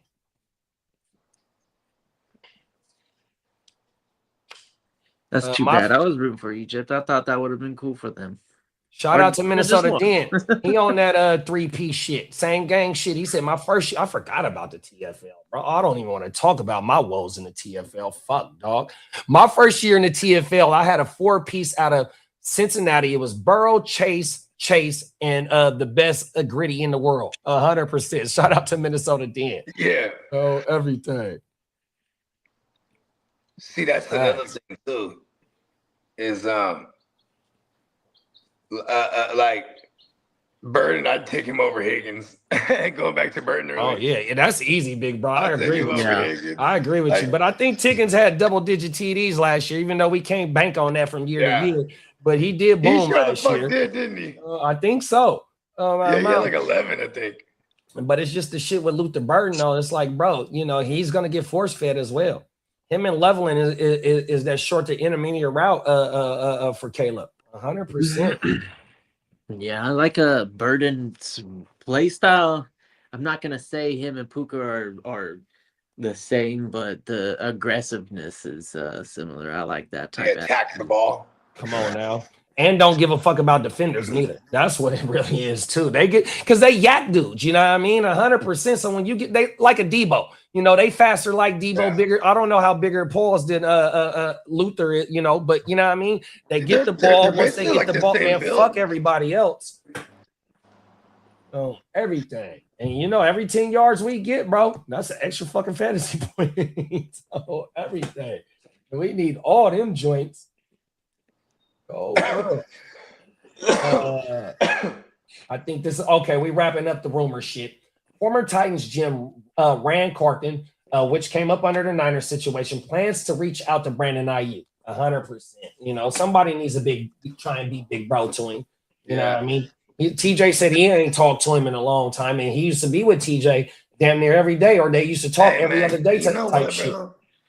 This is what I really hope, right? Is that because everyone there keeps saying he's on some alleges or something, right? That's another thing and I feel like that could be coming from like some dirty macking from the organization, like letting things like that, like even just rumors like that float around. You know what I mean? Right. But it's like what I hope it is like if there is any validity to that, like when he was after them surgeries and then they be having him on all kind of pain pills and shit. You know what I mean? And like, he's down there in Atlanta, where you know what I mean. And like, and then he's whacked out of his mind with most of them posts. You ever seen his shit on Instagram? Oh yeah, so TJ and Acho, shout out to their podcast, Speak Easy, because they former players, and so when Bruh went down in 2024 with the injury, right? He didn't rehab with the doctors, the Niners doctors. He did the shit on his own. What happened was that last year he was supposed to go show up for a physical before all the other 90 players got there. And Bruh didn't do that. Even though now you hear George Kittle saying that he's seen him in the weight room, just not on the field or in team meetings and shit like that. So you got a little bit of discrepancy. You got, maybe he didn't train a rehab with the doctors, was Bruh fully ready once he showed up. You feel me? 100%. Wow. And then he decides to just up and sit out the entire season. Well, remember he got him and Shanahan when he came out last year on the field. Shanahan sent him back to the locker room because he was flamed up. Remember, you're supposed to wear black or white shorts. Brody came out all flamed up. I think you can't wear a red jersey because the quarterbacks wear red jerseys. But he wore some shorts that he wasn't supposed to wear. And you can see Shanahan. We pull this shit up right now. You can see Shanahan grilling him. Get your ass back to the locker room and take them off. And that's another thing, like, because remember, and Aiyuk's one of his rants. He's like, bro, you got at me fucked up. You feel me? You talk to me like a kid or some old shit like that. You wouldn't do that out the building or some shit like that, and I can't put hands on you. He said that shit in one of them videos. Oh, yeah, Aiyuk is a loose cannon. Like, bro, he's the coach. It's like you wouldn't do that to your boss at work. But that's why he said John Lynch went and pulled up to mediate between both of them. You know, because Aiyuk, grown man, no matter how old you is, you getting at a 9 to 5, bro. In order to be at the 9 to 5, you got to be of age, no matter how old you is after you 18. You feel me? So you just can't be getting at a motherfucker fucked up like that without a motherfucker feeling away 100%. So it's a lot more to the story. He blatantly knew he was wearing the wrong joints that he couldn't wear. Them is facts. Yeah. Them is facts. You know, and you know what's crazy is like I also don't blame Aiyuk. It's like, you know, you're a number one wide receiver. Like, you know, this is kind of what y'all do. You just go against the grain. You know, you're some divas. You know what I mean? That's what they would call them. You know what I mean? But like at the same time, it's like, that he fucked that one all the way up. Like, you know what I mean? Yeah, not only did he fuck this contract up, but he fucked his next contract up. That's what I'm saying. Yeah. Oh, man. We got Bakes in the building. What's up, big bro? What's happening, Bakes? Hey, that Ellis Green's got me there. Shout out to Ellis Greens, man. Shout out to the Ellis Green fellas, man. Come on now. Shout out to Heart Star Cam. Come on now. Yeah, 100%. Man. I got to shoot a text. Brian said, Egypt team ain't going to sleep the rest of the year thinking about this shit. You ain't lying, big bro. They done coughed it up. Meanwhile, CMC got to pick the games he want to play when he hurt. Something more to this story. I agree with you, Tino. On my mind, it's a whole lot more to this shit, dog. Yeah, like, cause that's kind of crazy too. Like, why refuse to take the physical, but then you're like going in the weight room and shit like that? Because then if you further hurt yourself, then the team is at risk for this shit. You know what I mean? Yeah, it's kind of like the Mixon situation. Remember Mixon, whatever he dealt with, he dealt with it on his own. Doctor for the surgery. Yeah, he went and dealt with it on his own. You know what I mean? So that sounds like some shit we would do. Cool. I got this. But he went to the wrong doctor or something. Yeah, and like you said, though, that also goes back to bruh being by himself, out of state. You know, he should be fully healthy from the injury. It just depends on what bruh, what he's doing in his off. Well, he got a whole bunch of off time. He got nothing but time today, cuz. Oh, everything. You know? So what is bruh doing? I mean, think about it. Is he in any kind, like, have you been keeping in game shape? Like, you know what I would have been doing? Posting videos of me in the gym training or doing something while I'm talking shit. Oh yeah, you want to say that to me? He's just doing crunches. He wants to say it to me for he on his TO. He should have did the TO on his TO shit. And that forced them. They forced their hand with that one.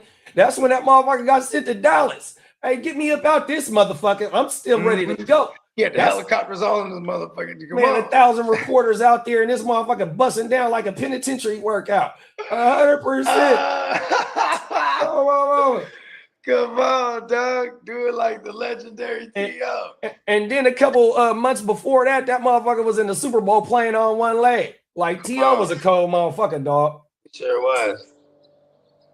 That motherfucker, he had 100 yards on one leg. On one leg.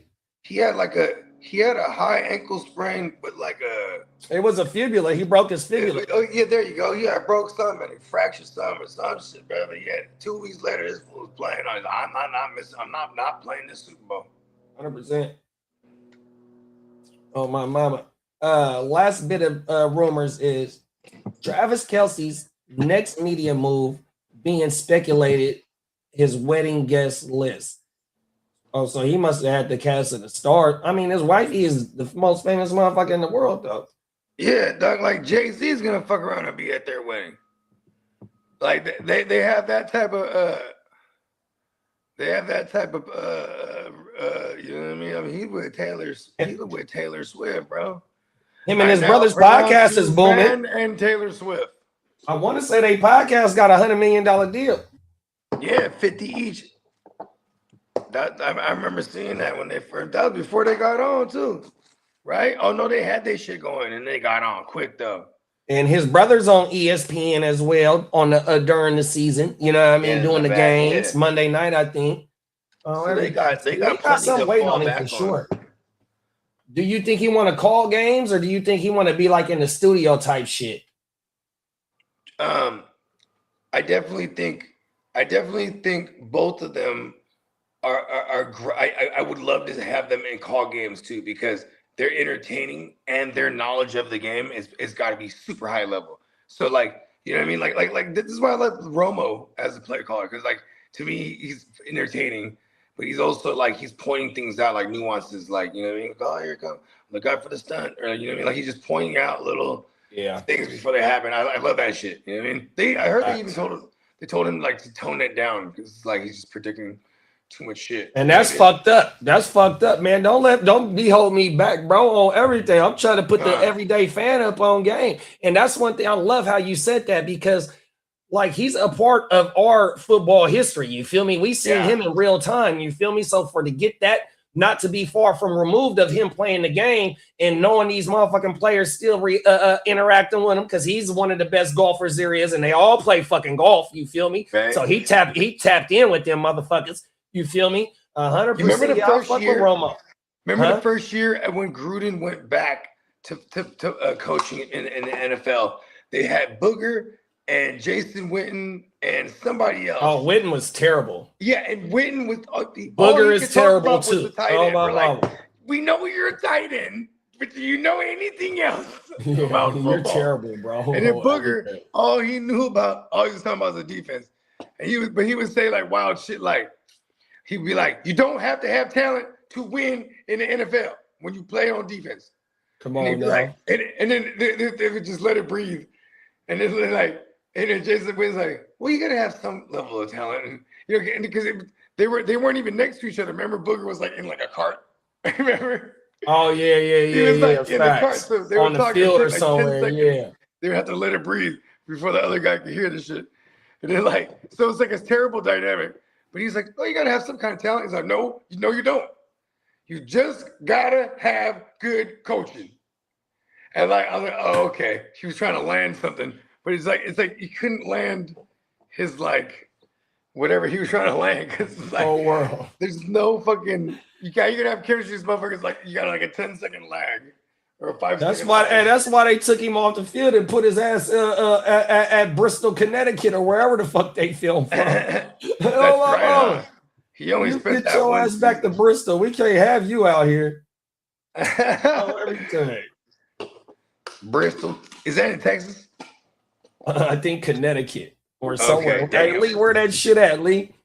Oh my mama. I want to say they somewhere in Connecticut. Oh, everything. Tino said Kelsey got that Illuminati connections now. You ain't never lying. They're about to win a Super Bowl again, because he's like, I just want one more. They better not do it this year. Fuck that. Okay, for your birthday, I got you something special. What? You didn't have to, babe. Okay, just don't tell anyone. You're gonna win the Super Bowl. What?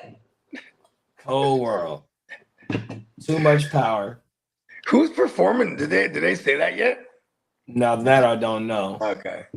Man, Jay-Z needs to drop an album and then just piss everyone off and make himself the halftime show. Come on now. Hove. It's over, baby. That motherfucking Drewski. Did you go watch the BET Awards? Yeah, I watched the gang of it. I sure did. That motherfucking Drewski is bird. Did you see him and Ice Cube? And Ice Cube, he was pretending to be Jay-Z. What do you think of that? I think Ice Cube wasn't scripted when he was like, they're gonna cancel your ass. No, 100%. He didn't give a fuck. Drewski, bro, he did allegedly Erica Kirk, and that went viral. Word. Bro, he looked at like the Keenan the Keenan, what's their name? And White Girl. He looked at like them. Yeah. He looked at just like them, bro. Oh my God, I missed that. Good, thank God. God. World.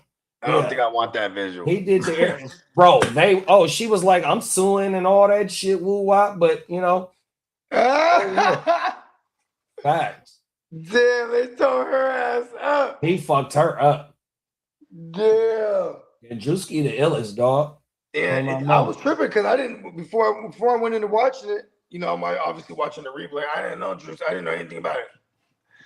I was just like, so you know what I mean? I didn't know Drewski was fucking hustling and shit. Or, you know what I mean? Even them skits was funny to me, but people were like complaining about the skits. But like, I guess he's recycled a bunch of those skits. I don't know. When he came in as the pastor, that's one of his viral ones as the pastor. Yeah, you gotta watch that. You seen that one? Have you seen the skit of the pastor? I mean, that's when they popped it off where they're in church. Yeah, but you got to see the one that he did. You know, because like how you said he recycled that shit. So yeah, he did that shit on his channel. Oh, so that's how the shit get. You know what I mean? Yeah, that's dope. So he's bringing it to life. Facts. Yeah, it's like you got the skit on the fucking channel, and then boom, we're gonna do the live version. So he reminds me of Eddie. I'm not saying that his comedy is just top tier like Eddie, but you got to remember, in all of Eddie movies, what he do? Multiple roles. There it is. There. Play the whole cast like Eddie. That motherfucker got the Joe Jackson. Hey, he's Joe Jackson right now.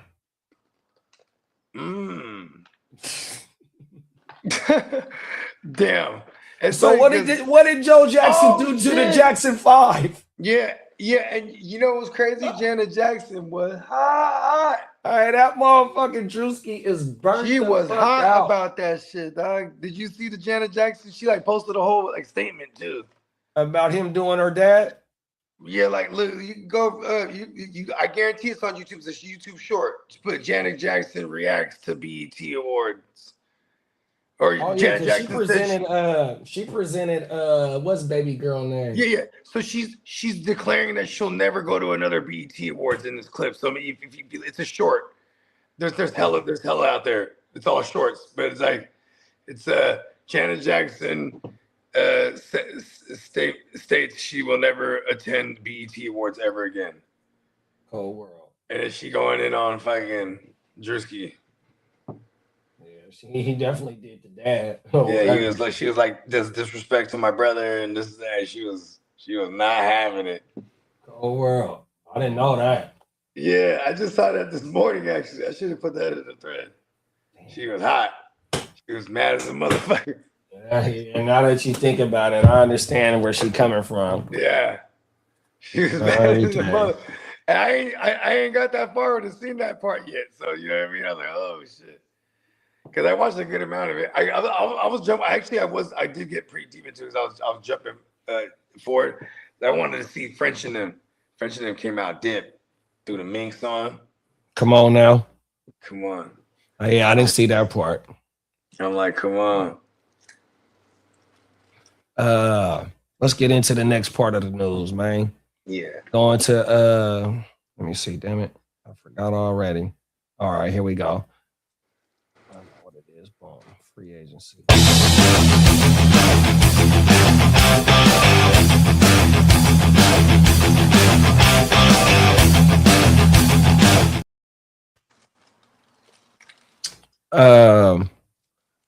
Cornerback Rasul Douglas signs a 1-year deal with the Washington Commanders that could be up to $3.8 million. That's like a rotational role. Good for him. Rasul Douglas was a bad motherfucker just like 2 years ago, maybe. Where was he, in Green Bay? He was with Green Bay. Prior to that, I can't remember where he's at, but he was killing it in Green Bay. Come on now. Dolphins not expected to pursue edge or secondary help. They're like, listen, we're trying to get the highest pick. Them is facts. They want to go. Hey, they are the 16 or the 14, 15 and O's. They might fuck around and reverse that, bruh. No, you Cold world. They done tore that shit down. And you know what's hella funny about that too is like, damn, like because Malik Willis, look at his back, like they can easily go grab another QB.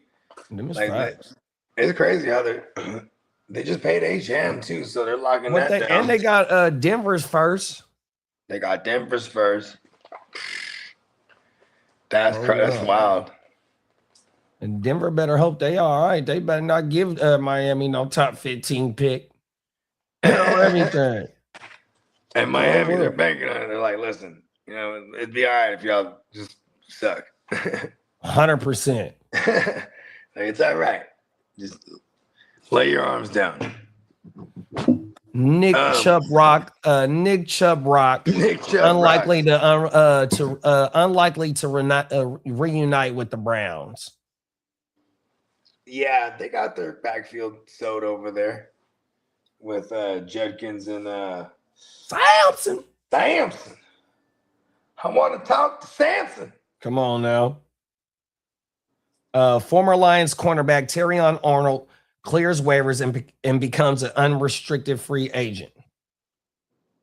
So what's his case looking like? Did they say anything about it? Like that I haven't seen nothing on, but you know, I think that's still a long way away from even being settled. Because then, like, you know, someone's gonna sign him. Speaking of that, the next thing that Lee has in there, he says Raiders expected to host Terrion Arnold for a visit. I mean, I was just about to say, why don't the Niners do it? Shit. Oh, bro, he has legal litigations, bro.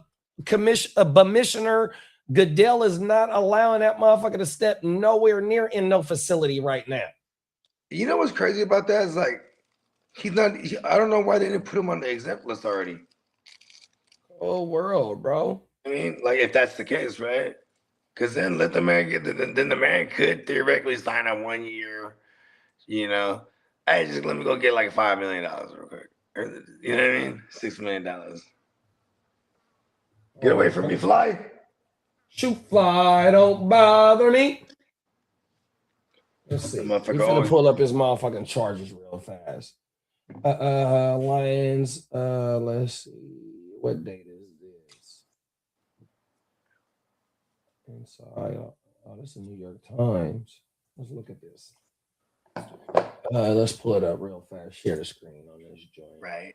Share screen. Inside the chaotic, violent week. Okay, here we go. Inside the chaotic. Put that down. And this is from The Athletic, which also is owned by the New York Times, with also former employer Dirty Diana used to work for. Okay, let's get into it. It says, shout out to Melody Gutierrez, Adam Kilgore, and Matt Baker. Please go subscribe to the Athletic, and damn good job from them three on this story. It says Terrion Arnold was looking for a thief. $250,000 was in cash, jewelry, and other valuables had vanished from the beach-themed townhouse the NFL cornerback had rented in Largo, Florida, about a half an hour outside of Tampa. Talking with police, Arnold ticked through the list of what was missing: $80,000 diamond chain and pendant with his initials, a Go-Yard and Louis Vuitton bags, 4 pairs of Louis V shoes, 2 rollies, a cell phone, and what he called the most important thing, his Bible. At one point, officers zeroed in on the cash Arnold reported stolen. It was $100K that was stashed in the bag in the Airbnb. Must be going to the Hard Rock Casino, they surmise. OMG, you know I was... Arnold responded, according to recording on the call obtained by The Athletic from the Largo Police Department. It's the offseason, man. Blackjack and roulette.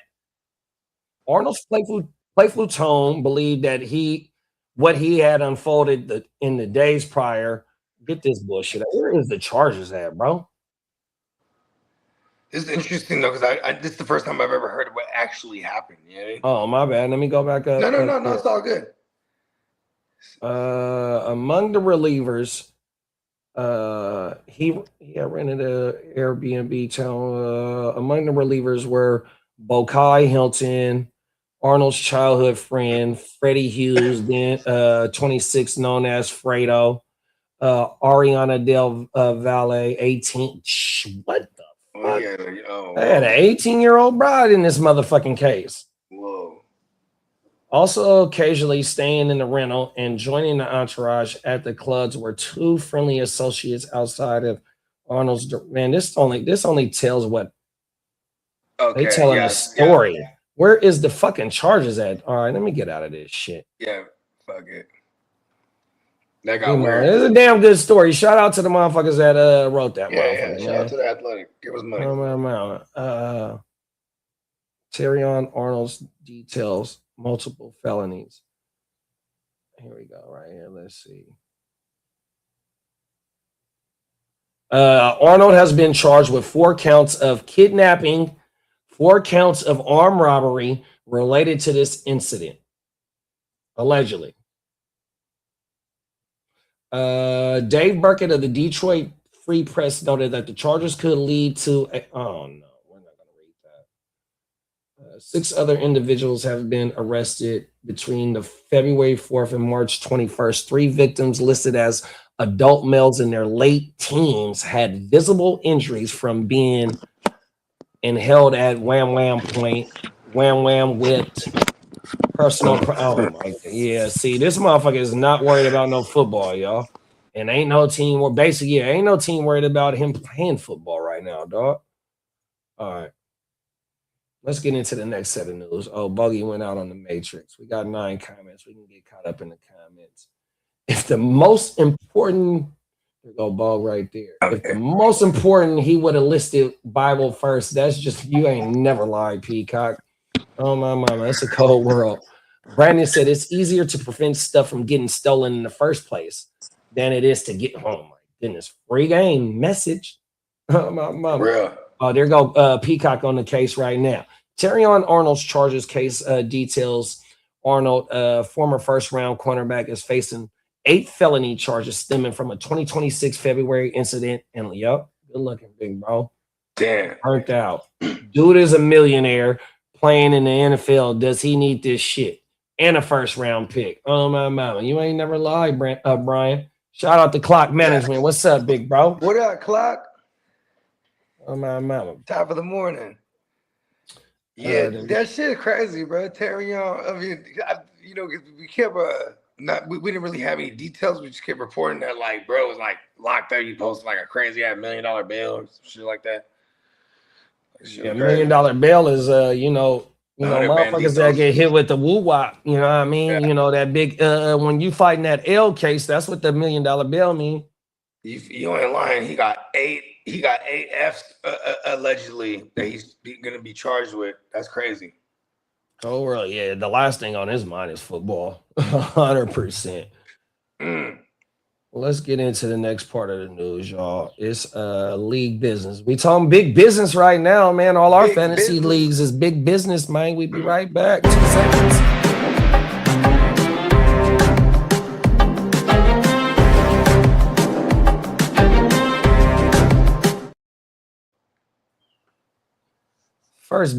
First bit of league business. The Kansas City Chiefs receive a C+ offseason grade from many analysts. I mean, I thought the Ken Walker move was good, but like maybe they mean because they didn't really get any other weapons. You know what I mean? We love that for fantasy with Rice, right? Just soak up all the targets. But maybe they didn't really address the offensive line. You know, I mean, they traded away one of their best corners because that's kind of what they do. That's kind of what they've been doing in the Steve Spagnuolo era, right? Yeah, I mean, to me, it's what they offseason means. They believe in their offense, like you said. We that's high for us as or Rashee Rice believers, right? And everything was on defense, though. Even though they lost a few pieces on defense, you know, McDuffie, Cook. Chanel, you know what I mean? But they tried to attack that as well, you know what I mean? So you bring in I forgot the corner name from LSU. Yeah, they brought boy back from LSU, and then they brought the boy back Snead from Tennessee. Oh, 100%. So that's badass. Yeah, 100%. They still playing chess, big bro. They still playing chess for sure. You know what I mean? So, you know, they you know, legit over there. Yeah, you know what I mean? Snead familiar with Spags, you know what I mean? 100%. Spags got him paid, you know what I mean? You bring in a rookie. Then they bring it back on the low. This is like how the Patriots were operating with Brady back in the days. Come on now, talk your shit, big bro. You know what I mean? So, you know, I mean, C+, it is what it is. They just hating on Kansas City. They hating on Kansas City, bro. That's all that is to me. I like the K-Walk. You know what I mean? The K-Walk 9 or KW9 signing is a damn good signing because they haven't had an explosive running back like that in a long time. Real talk. Like, shit, man. Not even when Kareem Hunt was dope, he was more of a yards after contact guy. So it's like, you know what I mean? Like, yeah, we haven't seen an explosive running back in that. I guess Damian Williams was pretty explosive. He ran like a 4.3. You know what I mean? Yeah, I forgot. You used to call him. Was that double barrel? Is that the double barrel you used to call him? No, that was Darrell Williams. Oh, okay. But he was dope too because he was super utility. You know what I mean? He's not explosive, but like, bro, he just gets the yards. Yeah, he's the one that killed us the first Super Bowl. That was Damian. Oh, that was Damian. Okay. Yeah, that motherfucker got busy. He got busy. You know what's crazy is Damian Williams. He was. If I remember correctly, he was undrafted same year as Mostert, and they were together in Miami, just on the practice squad or whatever it was. Yeah, because I want to say Mostert was like with 5 teams before he got to us. Yeah, but him and Damian Williams were together there, and then they were playing against each other in the Super Bowl that year. You know what I mean? Or when we played the Chiefs that first time.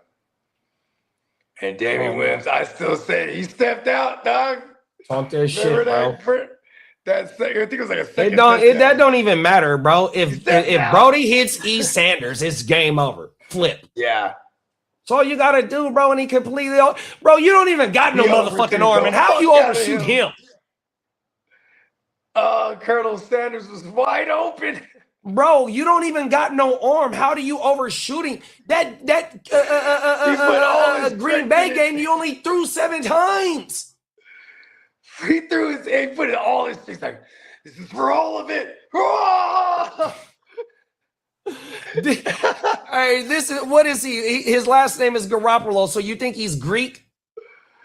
I mean, yeah, he's like his mother Greece. This is for you. I'm gonna put all this into this. Oh, everything. Real talk. Oh, my mama. That motherfucker thought he was some kind of Maximus in this motherfucker. 100%. He tried to state his fame to be a Greek god on that play. Pause. Cold world. Oh, that shit hurts, bro.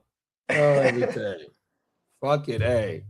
Brandon said best best pieces are aging out though.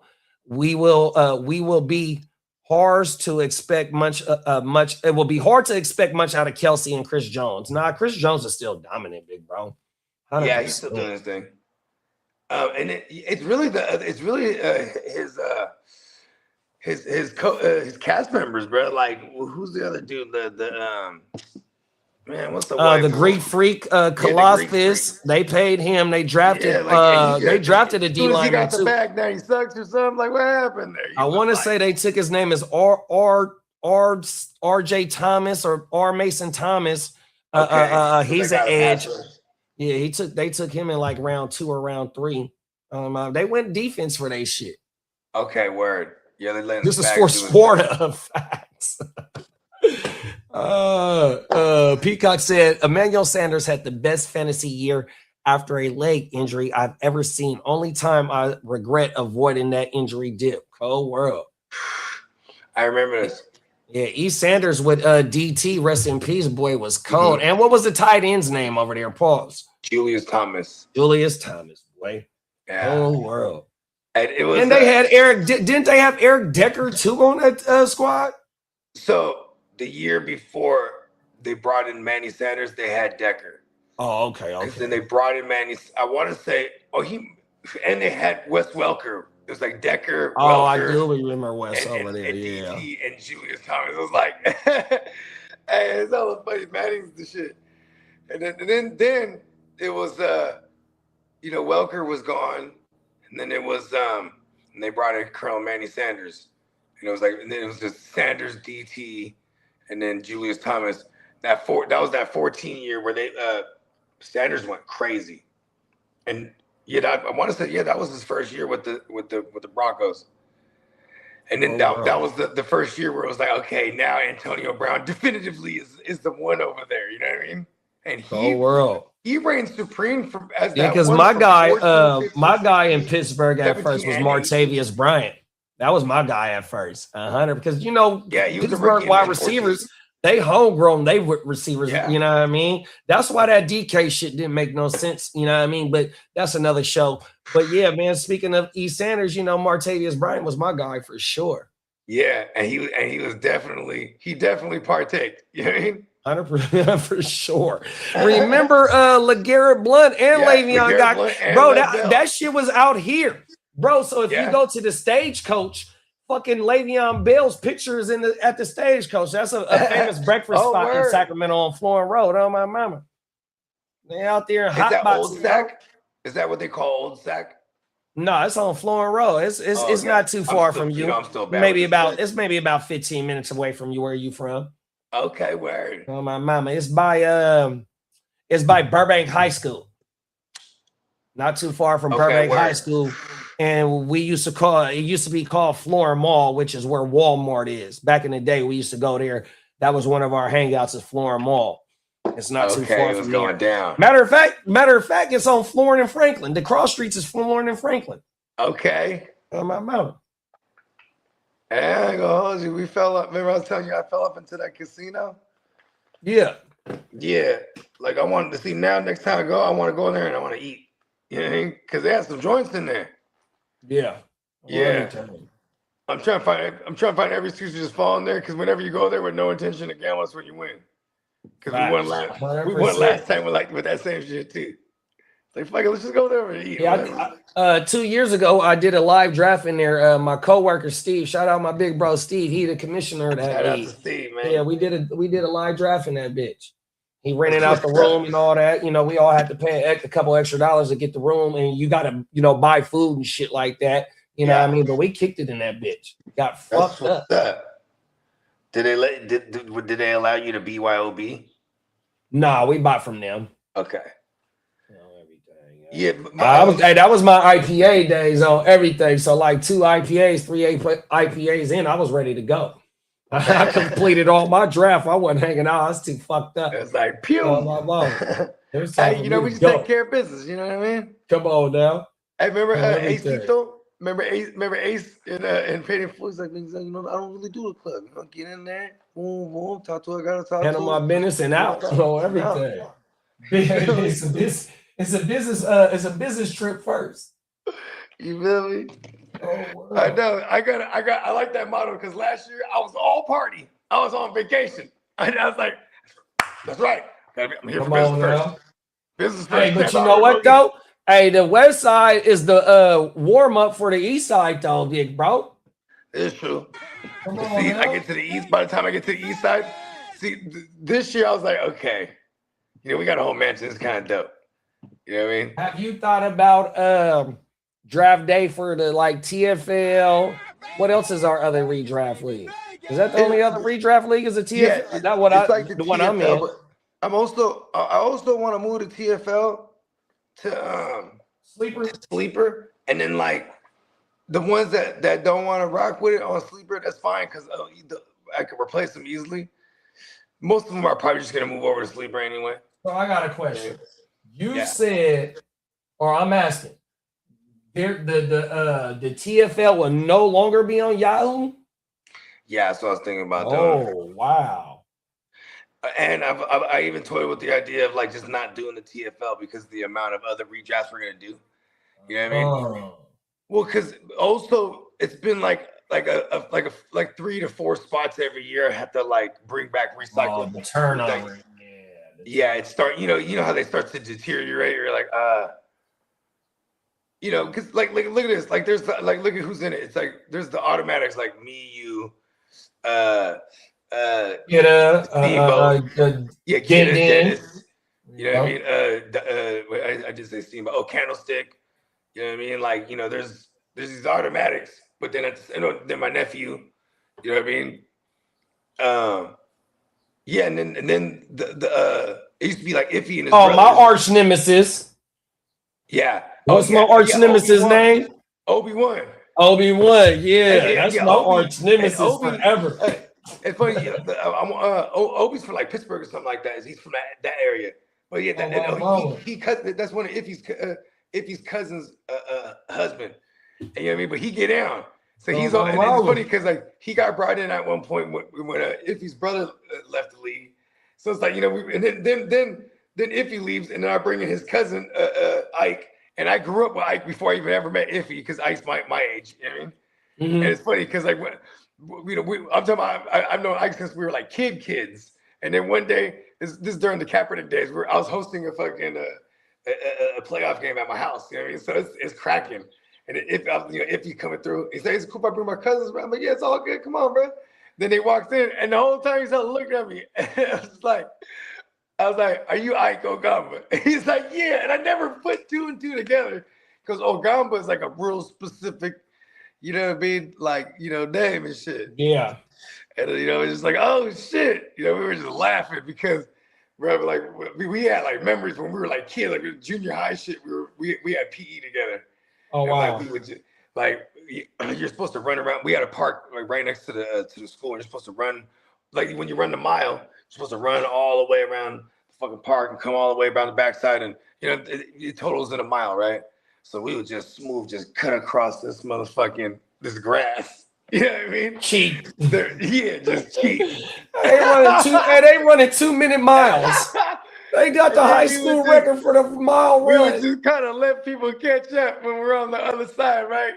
And then we would just, then we start running. And then we just smoke everybody. Yeah.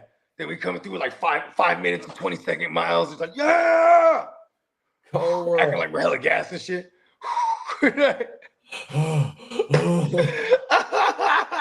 He's the fastest kid alive. I can't catch him. I need a cigarette. He's the fastest kid alive.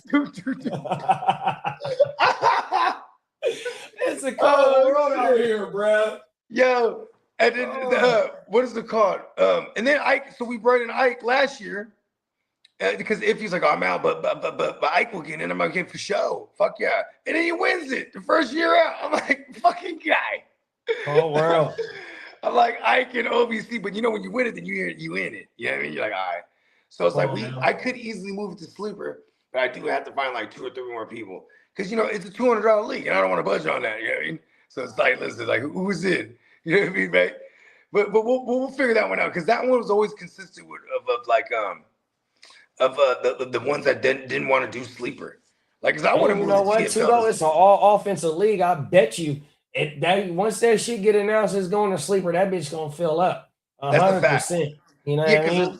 Because there's savages like Bakes and you know, like I mean, there's the who's who, and that one, no matter what, that one always drafts like, you know, the day before or the 2 days before. You know what I mean? So in this case, I remember last year's draft. Because I was having trouble just like you drafting last year. I had I was so fucked up in both the drafts. Like it just fucks me off. I think I was doing 2 drafts, or I did a draft right before that, and I was still picking right when that shit started. I think you might have even been doing 3 drafts because we were all doing the Papa Goo and the TFL. That's what it was, Papa Goo. And then you had like a 3rd draft that you were like at the back end of it. I forgot about that. That's exactly what it was. No, I remember this too because because you know we're like, fuck that, we'll move the draft. Right, so we moved the draft, and then with Spencer, because I missed my flight last year. That was another thing, and you moved it like a day or 2 for me. Oh my mother! Yeah, exactly. And then that day wasn't convenient for Spencer for the Guru. That day was convenient for the Guru League, the Papa Guru League. So like that, we did that draft at the same time, and I was just like, can we move it back? You know what I mean? Come on, man. But here's the thing: it wasn't that. It was the issue. It was my connection too. It was just like yeah, I was. Man, that shit was geeking, dog. Yeah, it was geeking. And then it was just flying the picks, just do. See, that's why Yahoo is like weak though, bro. Only thing they updated, bro, is the when you're drafting, it looks like sleeper. That's the only thing that I've noticed. Board. Yeah, but it's like, where's my ability to just stop the draft and just like, or pause the draft and like fix something that was a mistake, or you know what I mean? Like, that's why I love sleeper. Bro, their Yahoo's message board is weak as fuck. Yeah, that's a fact. And like, you know, You know what though about Sleeper is like, okay, for example, I got Bernie Mac's phone number, but before I ever got his phone number, I was fucking with him for like 3 years, just communicating through Sleeper.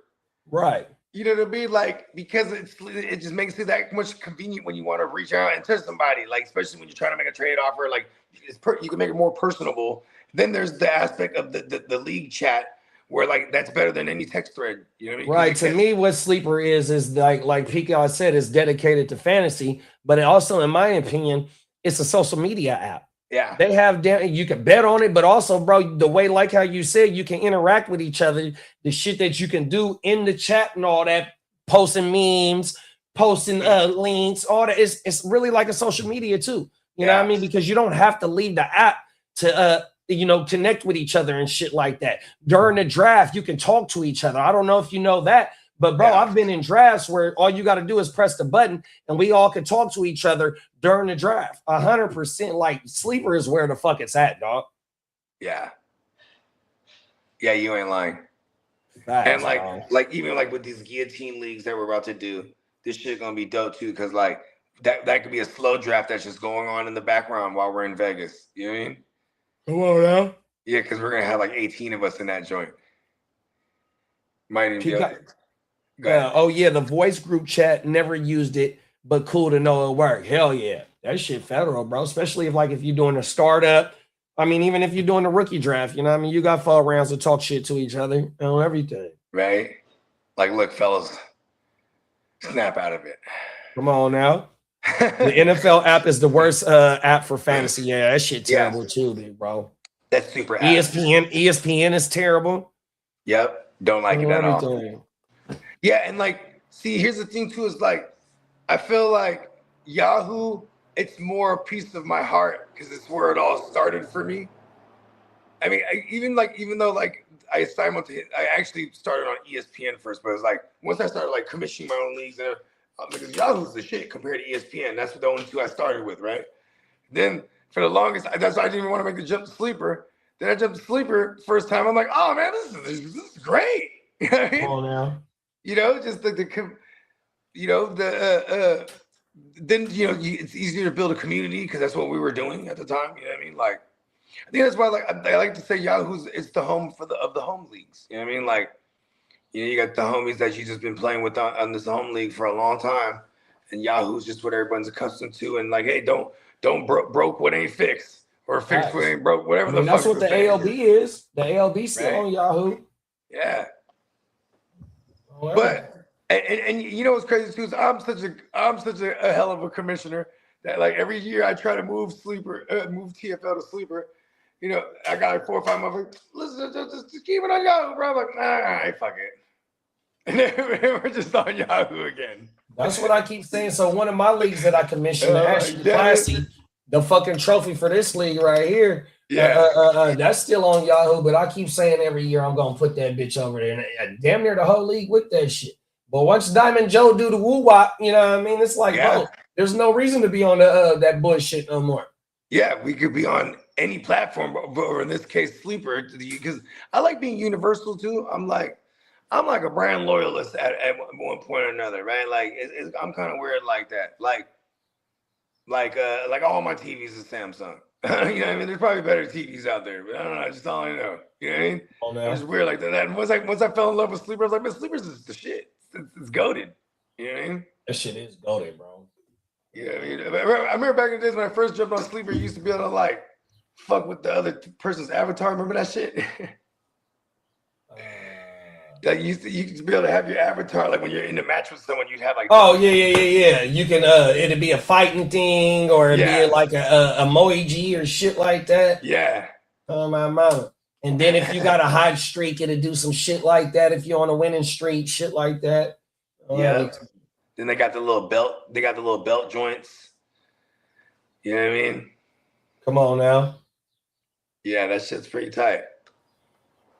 But who had the best week? Who had the shittiest week? Yeah, sleep on that shit, bro. Right, and then it's pretty much fully customizable to the point that I have zero complaints. Otherwise, when we're doing a 32-man league, where I'm like, damn it, like, can you make it the playoffs the way I want to make it, where we don't have to manually set it, even though it's not an issue. But you know what I mean? It just be tight, like if they, you know what I mean? Because the way we do our 32-man league is like the NFL. You know what I mean? 14 teams getting in, 2 teams are on a bye. It's going fucking down. You know what I mean? And then we just have to plug everyone in and pause. Them is facts. But hey, the 32-man league is definitely fire as shit though, bro. That's one of the motherfucking drafts I can't wait for because I had a horrible draft last year, dog. No, you ain't lying, me too. I mean, I had a decent draft. Everyone got hurt. Yeah, what we is gonna do though is probably I'm probably gonna start putting that together this weekend. I think fucking Travis Hunter was my first pick. My mama. Oh, I picked right after you. What number did you have? 21, 20, some shit like that? And I was like 24, 25 or some shit like that. I took St. Brown because someone had just who did I take? Did I take St. Brown?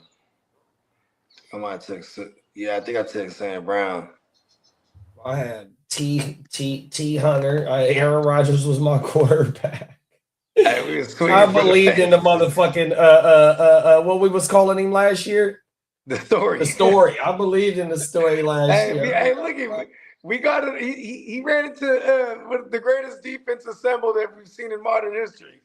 Otherwise, the story might have continued. You know what I mean? Whole world. And the story continues again, though. Hey, Marco said the 32-team league is in redraft or dynasty. It's a redraft. We might got a body right there. Yeah. Shout out to Marco from Z. Hey, Marco, you're in there for sure. There we go. For sure. I'll even send you the link to it.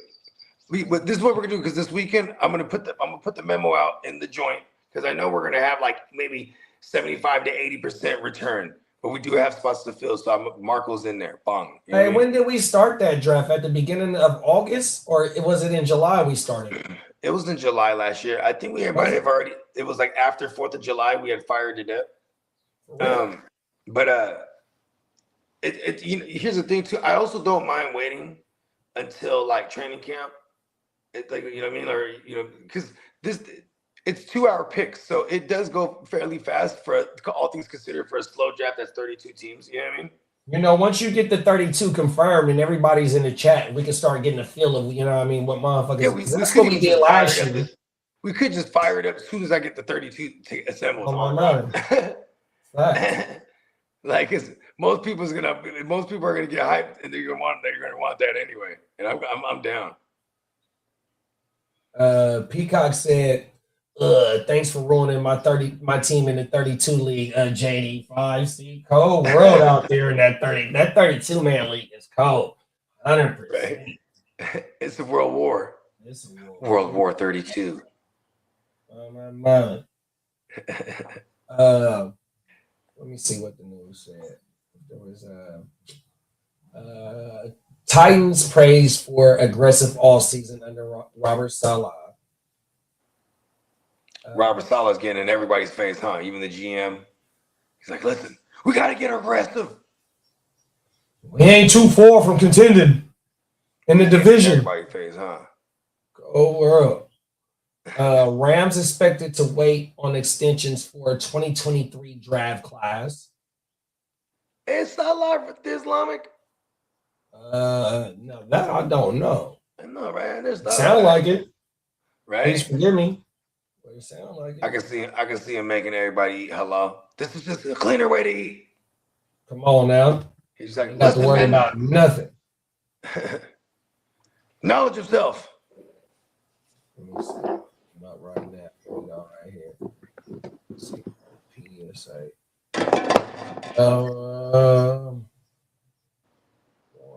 He's Lebanese. He's born to Salah was born January 31st, 1979 to Lebanese immigrants in Dearborn, Michigan. 1997 graduate of Fortison High School, attended Northern Michigan University in Marquette from 97 to 01, a degree in finance. Salah was a 4-year starter for the Wildcats, earning all conference honors at tight end. Okay, he's a Lebanese. Shout out to Big Bro. Lebanese. Yeah, I think they got Christians over there too. Come on now. 11-9. NFLPA reports Browns receiver receiving over $88 million in salary cap credits due to Deshaun Watson's insurance. That's good. Hey, look, then it's gonna be funny because, brother, what's the likelihood you think they just up and actually just cut him at one point, like right before the season starts? Right, get your ass out of here. We're gonna let you pick your own team. If we can't get an 8th round pick for you right now, we just gonna you gotta go, bro. Know everything because they can't risk hurt. Him getting hurt, even though I think his contract is done next year, but they would have to just fully pay him for whatever it is this year. But he's gonna still be on the roster. Oh, he still has one more season. Fuck, that's there. I know. I don't know. That I'm not sure. But I'm saying if he's still on the roster and he gets hurt, whether it's in training camp or if they keep him during the season and he gets hurt, he's still part of the roster. Damn, that sucks a lot.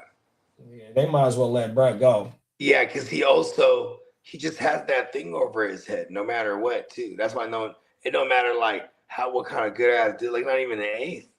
Like you said, not even that fucking supplementary pick. You know what I mean? Like this motherfucker can't even. It's just fucking Stefanski threw his ass out on the field. Yeah, shit. He was a part of that. He was part of that regime when they traded for him. Remember that? But like Peacock said, fucking Bill O'Brien was running the Clemson offense. Stefanski, I don't know if he was trying to help Watson like that. Oh, that's true. Stefanski is a fucking he's a system guy. He's a Gary Kubiak guy. Like, listen, we're gonna run, and we're gonna play action, and you're gonna listen to what the fuck. We're gonna preach that motion. You know what I mean? Come on now. Yeah, maybe Watson wasn't that bright neither, huh? I mean, look at his decisions. His decisions off the field. Well, because Bill O'Brien was smart for that. He Peacock does make a good point. He implemented that Clemson style offense. Cold world, it worked. So what do you think they do with Brado, man? Do you really think they going into the season with him on the roster? September, he's on the roster. I don't know. I've been saying I don't believe it. I kind of want to stick to my guns and just be like there's no way they're going, or they really gonna let them duke it out for real in this preseason. You know what I mean? I got a question for you. Okay. If he makes the team over there, right, and say he is the starter and he balls out, does he do they pay him? Do they re-sign him? I mean, they still have him for one more year. Oh, they still got him for one more year. Okay, I didn't know that. Yeah, well, technically. So do you go into next year if he balls out? Do you go into next year with him on your roster? Or are you really if he balls out, now someone's inclined to give up like a third or something or a fourth. You know what I mean? Now they'll probably get that now. You know what I mean? Come on now. And maybe it's a team like Minnesota or Arizona or someone that maybe overachieves this year, they're out of the range to get some of them higher end QBs next year, right? So maybe they look at a Watson because now you could trade him away on the last leg of his. Because I know the Browns, they can get out after this year and then they pay whatever looks little to the cap, but if they keep him around, then he's owed a decent amount. So, it could be in their favor. Trade them. You know what I mean? Then, like I said, they got to showcase these guys. It starts in the preseason, I think. They got to make it a legit battle for the number one starting gig between him and Sanders. Right. And in the offseason, you've heard about, Judy and Watson down in Miami, throwing the ball and shit, and and working on chemistry. So that's cool. But see, and I just hate this because now there's a stigma on Watson's name. When I hear they're in Miami, I'm like, hey, you know what I mean? I can't help but think that because so imagine what these NFL organizations think. That's why no one wants to trade for him because he has that cloud over his head that, you know what I mean? He's done some inappropriate shit allegedly. But he listened. He settled out, and he wasn't necessarily charged with anything. But it's just it's fucked up. Right. I wonder what and I'm not gonna be insensitive to he might have made some bad decisions, but like at the same time too, his redemption story has probably been rough because like he's on the Browns, he has all these injuries. You know what I mean? Nothing but negative in the press about him, pretty much. You know what I mean? So it's probably way heavy on the mental. You know what I mean? No, I agree with you, and that not only that, but it's been 2020, maybe 2019 that we've seen bruh add relevance in the league, not only for fantasy, but being in the league, being a relevant quarterback. We're going into so that's 21, 22, 23, 24, 25. So we're going into the 6th season where we haven't really seen him have any relevance. It's been a whole 5 seasons since he's been relevant. That's crazy. That's crazy, big bro. And the motherfucker was a good quarterback, though. Oh, you know what I mean? The motherfucker he's the same age as Mahomes. Their birthdays are like a couple days apart, too. Wow. Yeah, same year. That's crazy. I know, right? One went this one, the other way. Marco said, "How many players on the 32 on the teams in the 32 league?" So you have a super flex spot where you could put your QB. I'm gonna go run and give me a claw. Yeah.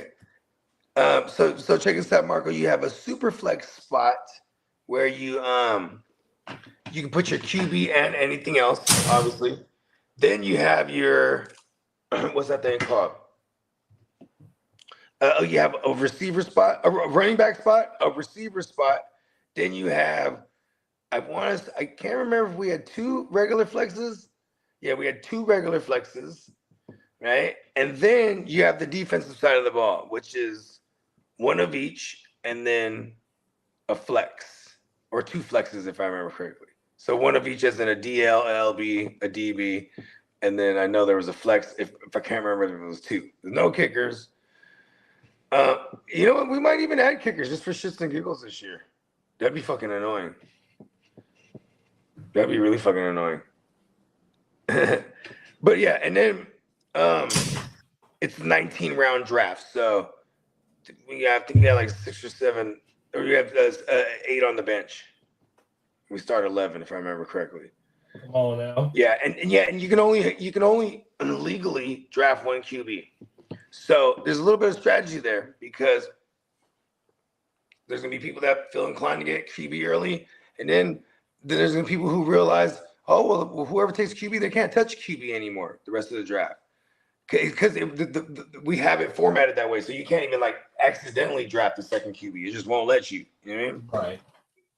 So, you know what I mean? And then the other kicker, or pun intended, or no pun intended, the kicker of it all is you can only hold 1 QB also during the year. So if your QB is hurt, you want to put him in the IR, you can't go run and pick up another QB. It won't let you. You know what I mean? And if a motherfucker, if it just so happens that this guy goes on the IR and you don't want to wait, shit. We've seen some instances, especially last year with the array of injured QBs. Fools are dumping QBs, and there's going to be one available. So it sounds crazy, right? But in the 32, because even if someone liked the QB that was available, they still got to drop whatever one they got. You know what I mean? So it has a different dynamic. Everyone who's never played in the 32, and I convinced them to get in, they go, oh, shit, this shit is dope. Just based on the fact that because they thought it was going to be like, oh, what the hell? No one's going to have nothing. You know what I mean? That's the first thing people think. No one's going to have any good players. What are you talking about? Yeah. Come on now. Shout out to the champ, Minnesota Den. Yeah, shout out to the champ, Minnesota Den, for real. You know what I mean? Mama. He went out there and killed that shit. He started with 1 QB and ended with a different one. You know what I mean? Tino said half the fan base in the NFL are females. All the teams know it. It's bad PR if it doesn't work. If it doesn't work, it's over. He's talking about the Taylor Swift thing. Yeah, the NFL is the most popular sports because of facts. 3 flex bows. I'm a pro kicker and steroids. I hate kickers, bro. Oh, I'm not in. Just in fantasy. Just in fantasy. Yeah. Me too. Then said 1 wide receiver, 1 RB, 3 flex, 1 super flex, 1 DL, 1 LB, 1 DB, and 2 IDP flex. Yeah. See, there it is. Nailed it. Maybe you should add punter and long.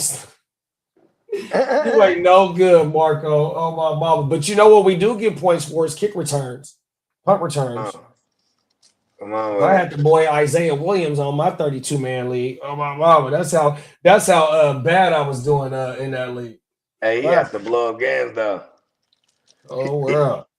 You know what I mean? Hey, that's what it is. Remember, that's the only way they would score TDs was special teams. Justin Fields wasn't doing shit. Right. Oh, wow. Oh my mama, the special teams had more TDs than Justin Fields. Yeah, that league was fun though, because it like that's that shit. Yeah, I'm trying to think. Yeah, I like next week if we can get it to going next, because you know what it is too, is just collecting the bread and all the shit. Like, you know what I mean? You know how I rock. I get to it. So I was like, you know what? I've been hella busy. Now I'm like, all right, now things is hella opening up right now. Like I got this like, you know what I mean? It is opening up though, because I've been able to I've been able to have time to fucking. And we getting new motherfuckers, or not new motherfuckers. You know, we starting to get motherfuckers that's tuned in or been tuned in that's starting to pop back out the woodwork consistently now because it's football season.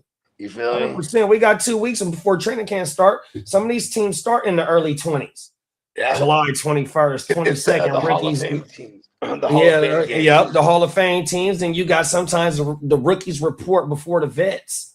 Yeah, that's true. That's a couple of days before the vets on everything. Hey, it's going down. You know what I love is like it's the training camp aspect is the best for dynasty too. Cause it's like fools they go gaga. The blurbs. Yeah, they out there looking nice. Yeah. And you could definitely use to sell high, or if there's negative blurbs, you can definitely use to buy low. You know what I mean? Oh, now. Negative blurbs are funny. We here, bro. We are here. All right. Din said, don't let me get Puka and JSN. I didn't know that was a part of your team. Sheesh. Good shit. Oh, world. Oh, yeah, but didn't you have to get a quarterback off the wire?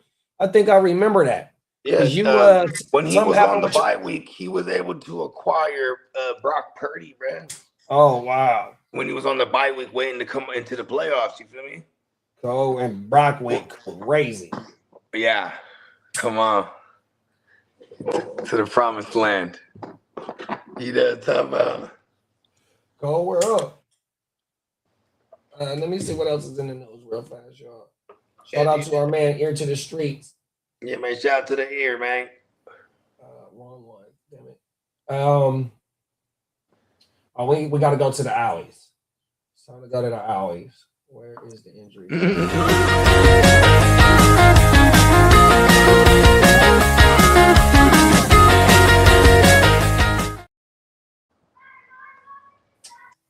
First bit of alley news is Lion safety Kirby Joseph will not undergo knee surgery. Timetable remains uncertain. Damn, they're all fucked up in their defensive backfield. Who is the other person that's hurt back there? Brian Branch. Coming off of a nasty like Achilles. What league was that Brian Branch won Peacock the last game, the playoffs, when he had them pick sixes? Or was that that was Joseph that won the league, huh? Peacock, you still in here, big bro? It was definitely Peacock definitely won. Yeah, I'm still here. I came in second. What league was that you won with them pick sixes? I think it was against Bakes. Oh yeah, that was two. I think that was 2 seasons ago. Yep. Yeah, and he had that was Joseph. That was the nice guys. Yeah, I did win off of that. Those are nice guys. Okay, yep. I remember that. Oh my mama. Right, Epic on a Monday. Because that was the first year of the GWN, I think. Mm-hmm. I went first place to last place, and now I got a great rookie haul this last year, so I'm back, baby. Talk that shit. Oh my mama, yeah, I remember that shit. Next news is let's go. Dolphin. I don't know why it got Dolphins wide receiver, but Tyreek Hill could miss the entire 2026 season because of his knee. You know, it's crazy. I've been like optimistic, but I've been saying like November and October, like late October and November is what I've been saying. Cause like he barely got his surgery.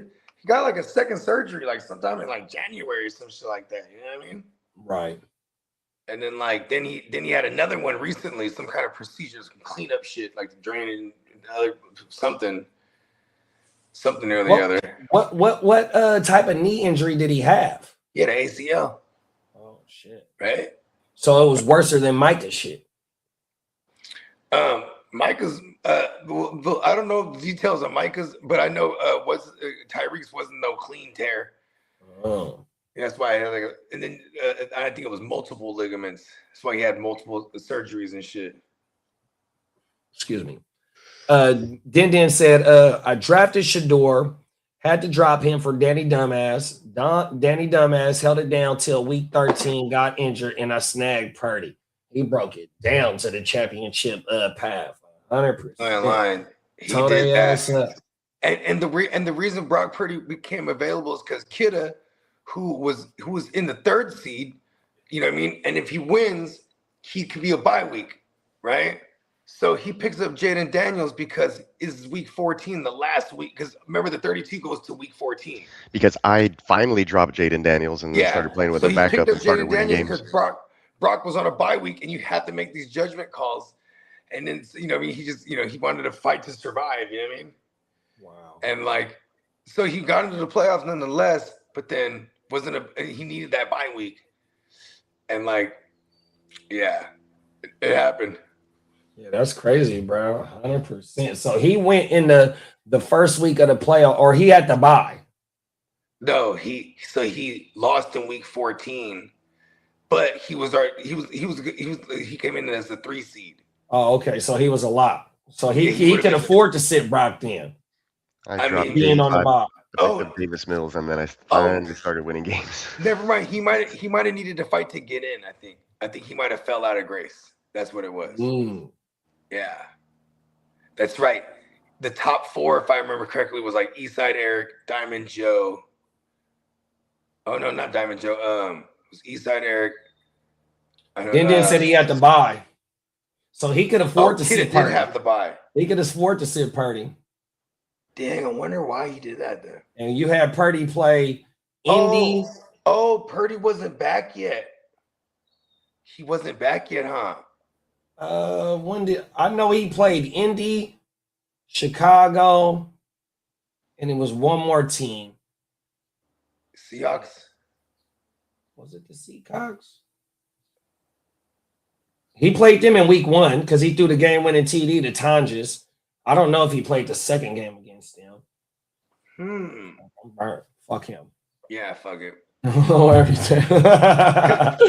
And Brock Purdy went on quite the journey in the 32 too, because someone else drafted him, then dropped him, and then Kitteh swooped him up at one point because Kitteh was rocking with the Kyler Murray pack. Remember that? So he ditches him, picks up an injured Purdy right before he comes back. So yeah, you're right. He did come back around. Because I think we was doing some of the draft on WYGU, and I remember Kitteh saying, "I'm finna do it. I'm finna do it. I'm about to do this." Oh, everything. Hey, we laughed so hard, dog. Cause the whole world. Hey, look, and then he was right. He's like, "Man, damn it! Should have never even took a chance on Kyler." He's like, "I hate Kyler." I'm trying to tell y'all, man, y'all not gonna get no fantasy content like this on the GWN, man. Not only do we present content with y'all, but we do battle with each other, bro, and that shit go crazy, dog. I ain't gonna hold you. In a super flex redraft, in the attempts to get QB greedy, like targeting Kyler as like a 3rd that could potentially be like a 2 or even a 1. Do you move QB later on? That's one of my moves this year. 100%. Because Kyler's going stupid late. The hype's gonna push him up eventually, or like Dennis might just grab him up hella fast. Dennis gonna grab him up. Let me see. What we say, Kyler? Dennis selects. Minnesota didn't select Skyler Murray. Here we go. Right, I'm gonna pull him. I'm gonna pull his ADP up in the 12-team super flex. Let's see where he's going. QB 5. He is at he's at the 7-12 right now. Who going ahead of him is Darnold, and who's being drafted after him is Bryce. Okay, And Stafford. So he's clumped up in that range. That's not so bad. In a lot of ways, I'd rather him than Darnold, but at least I know Darnold has a clear and definitive connection with his number one guy. You know what I mean? Right. But Jefferson bounced back shouty. Them is facts, bro. Real quick. I mean, Jefferson shit. He was hyper targeted because he is the offense, but it was just terrible. 100%. Where's he at? You sure did get targeted. It was just terrible targets. WR 21, 141, and 84 receptions. Damn, not so bad. 60. That's 60%. Like 60. Sheesh. Not so bad. That motherfucker got a Bogey. That motherfucker had a 30.4 target share. Damn, that's terrible too. Because it's like, and they were all outside the hash marks because like he just couldn't. They said McCarthy can't throw over the middle at all. Like, oh, bro. So even like his ability to like lean on the tight end, that was just gone. So he's just trying to just go down the field and go to the side, like throw it along the sideline all day, every day. You know what I mean? It was just terrible. Because then you know what they're gonna do too. Just, just blanket Jefferson and just hope Jefferson he has to make a play on every ball. He gotta be Superman out there. Us to the invite, right? So I drafted the Bugatti in that league, right? Let's go. So I just got an offer the other day. Trey McBride, a 2028 first and a 2027 third for the Bugatti. So I counter with a 2027 second and that 2028 first. He counters with, oh, well, just send me back a third and it's a deal, bro. I'm like, hey, fuck it. I don't care. Hey, you can have the Bugatti on everything. But I'm glad because he thinking what you thinking now. Yeah. Bugatti finna get peppered. Yeah, by Cousins. And then we naturally are going to get the rookie and he'll lean on tight end. Like, it's just how it works. And what other receiver they got over there? Nobody. And they're going to be in a tight end centric offense. Nobody. Keith Sweat voice. Nobody, baby. Hey, look at it though. Oh God, they don't got nobody. Keith Sweat voice. Right. What is going on over there? Hey, nobody. Banks, hey, Banks, I told y'all taking for Jeremiah Smith. Oh, my mama. Like, and it's because they're not a draw, right? Like, so, it's like, it's not like these veterans were like the Diggs is in no rush to go to Vegas, right? Like, there's no veteran draw. Plus, on paper, without saying it, it's like, okay, this is kind of a get the head coaching legs under this new head coach. And then next year they're going to go at it. You know what I mean? Like they're going to try to go at it next year because they're probably trying to get in line to get like some weaponry high. Like imagine if they do this right. Because look at their schedule. It's fucking brutal. The Raiders' schedule is so brutal to start off. They play the whole NFC West. Yeah, and they play the AFC East too. Oh, I didn't know that. Yeah, so like and they got the Bills. And they play and everybody in their division is playoff teams. And I think they play the AFC North, if I remember correctly. Oh no, not the AFC North. You ain't hear Bates? They play the Shout out to my dog Bates. They play the NFC West. Look at this. They play the NFC West and the AFC East. Oh shit! Here you go, Bogey. Oh my goodness, Tino's a fool, bro. He said, I won the very first East Side Super Bowl by trading Rodgers for Cap and Arian Foster. Come on. You remember that, big bro? I wasn't in that league yet, but I didn't know during that time. Yeah. Okay. Shout out. He said that was a 2011 season. Shout out to Tino. So I was up in that motherfucker playing poker. Isn't that an MVP Rodgers year, 2011? Or is that the Super Bowl year? No, Super Bowl year was 2010, I think. 2011, that was the first Cap. I'm talking about for Rodgers. Wasn't Rodgers an MVP in 11? Because he got. Hold on, let me pull him up. My bad. I know 12 was Manning. Let's see what they say about this intellectual fella. Shout out to Tino too, the inaugural. I didn't know that he was the first East Side League champion. Cold world. Talk your shit, Tino. I gotta know my history. Where is the? I only know the new era history. Yeah, he was an MVP in 2011. Tino, you sold high. He was going correct. What is the stats for him in 2011? I'm gonna pull that up. Give me a second. I bet you. Oh, let me guess. Tino. I bet you he had 45.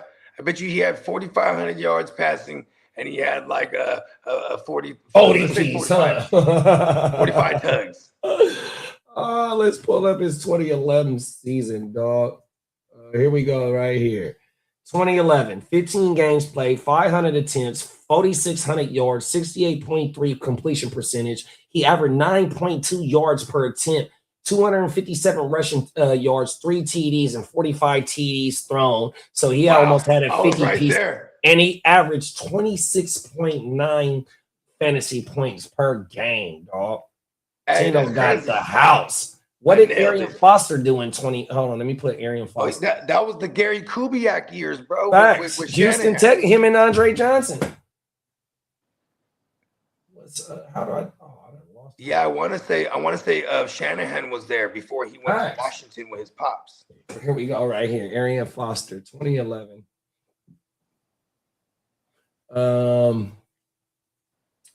2011, he was 13 games played, 278 rushing attempts, 1,224 yards, 4.4 per attempt, 53 receptions, 617 receiving yards, and 12 total touchdowns with 23.3 fantasy points. He got Aaron Rodgers straight up for Arian Foster, and then he was able to get Kaepernick in 2011. Let's go to Kaepernick's numbers.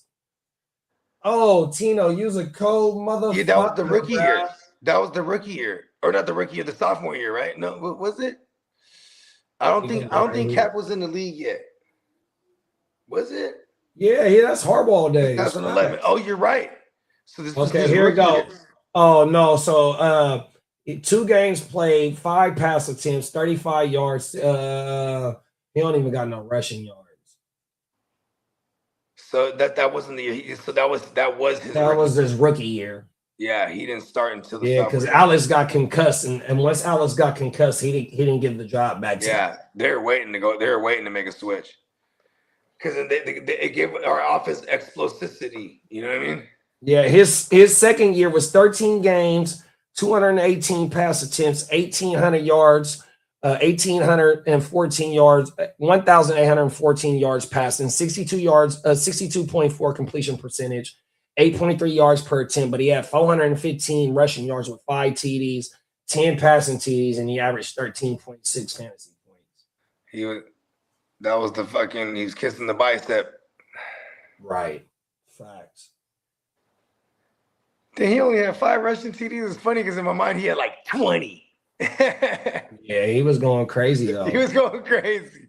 It was exciting with the pistol offense. Yeah, but see, remember, 12 was our loss to New York.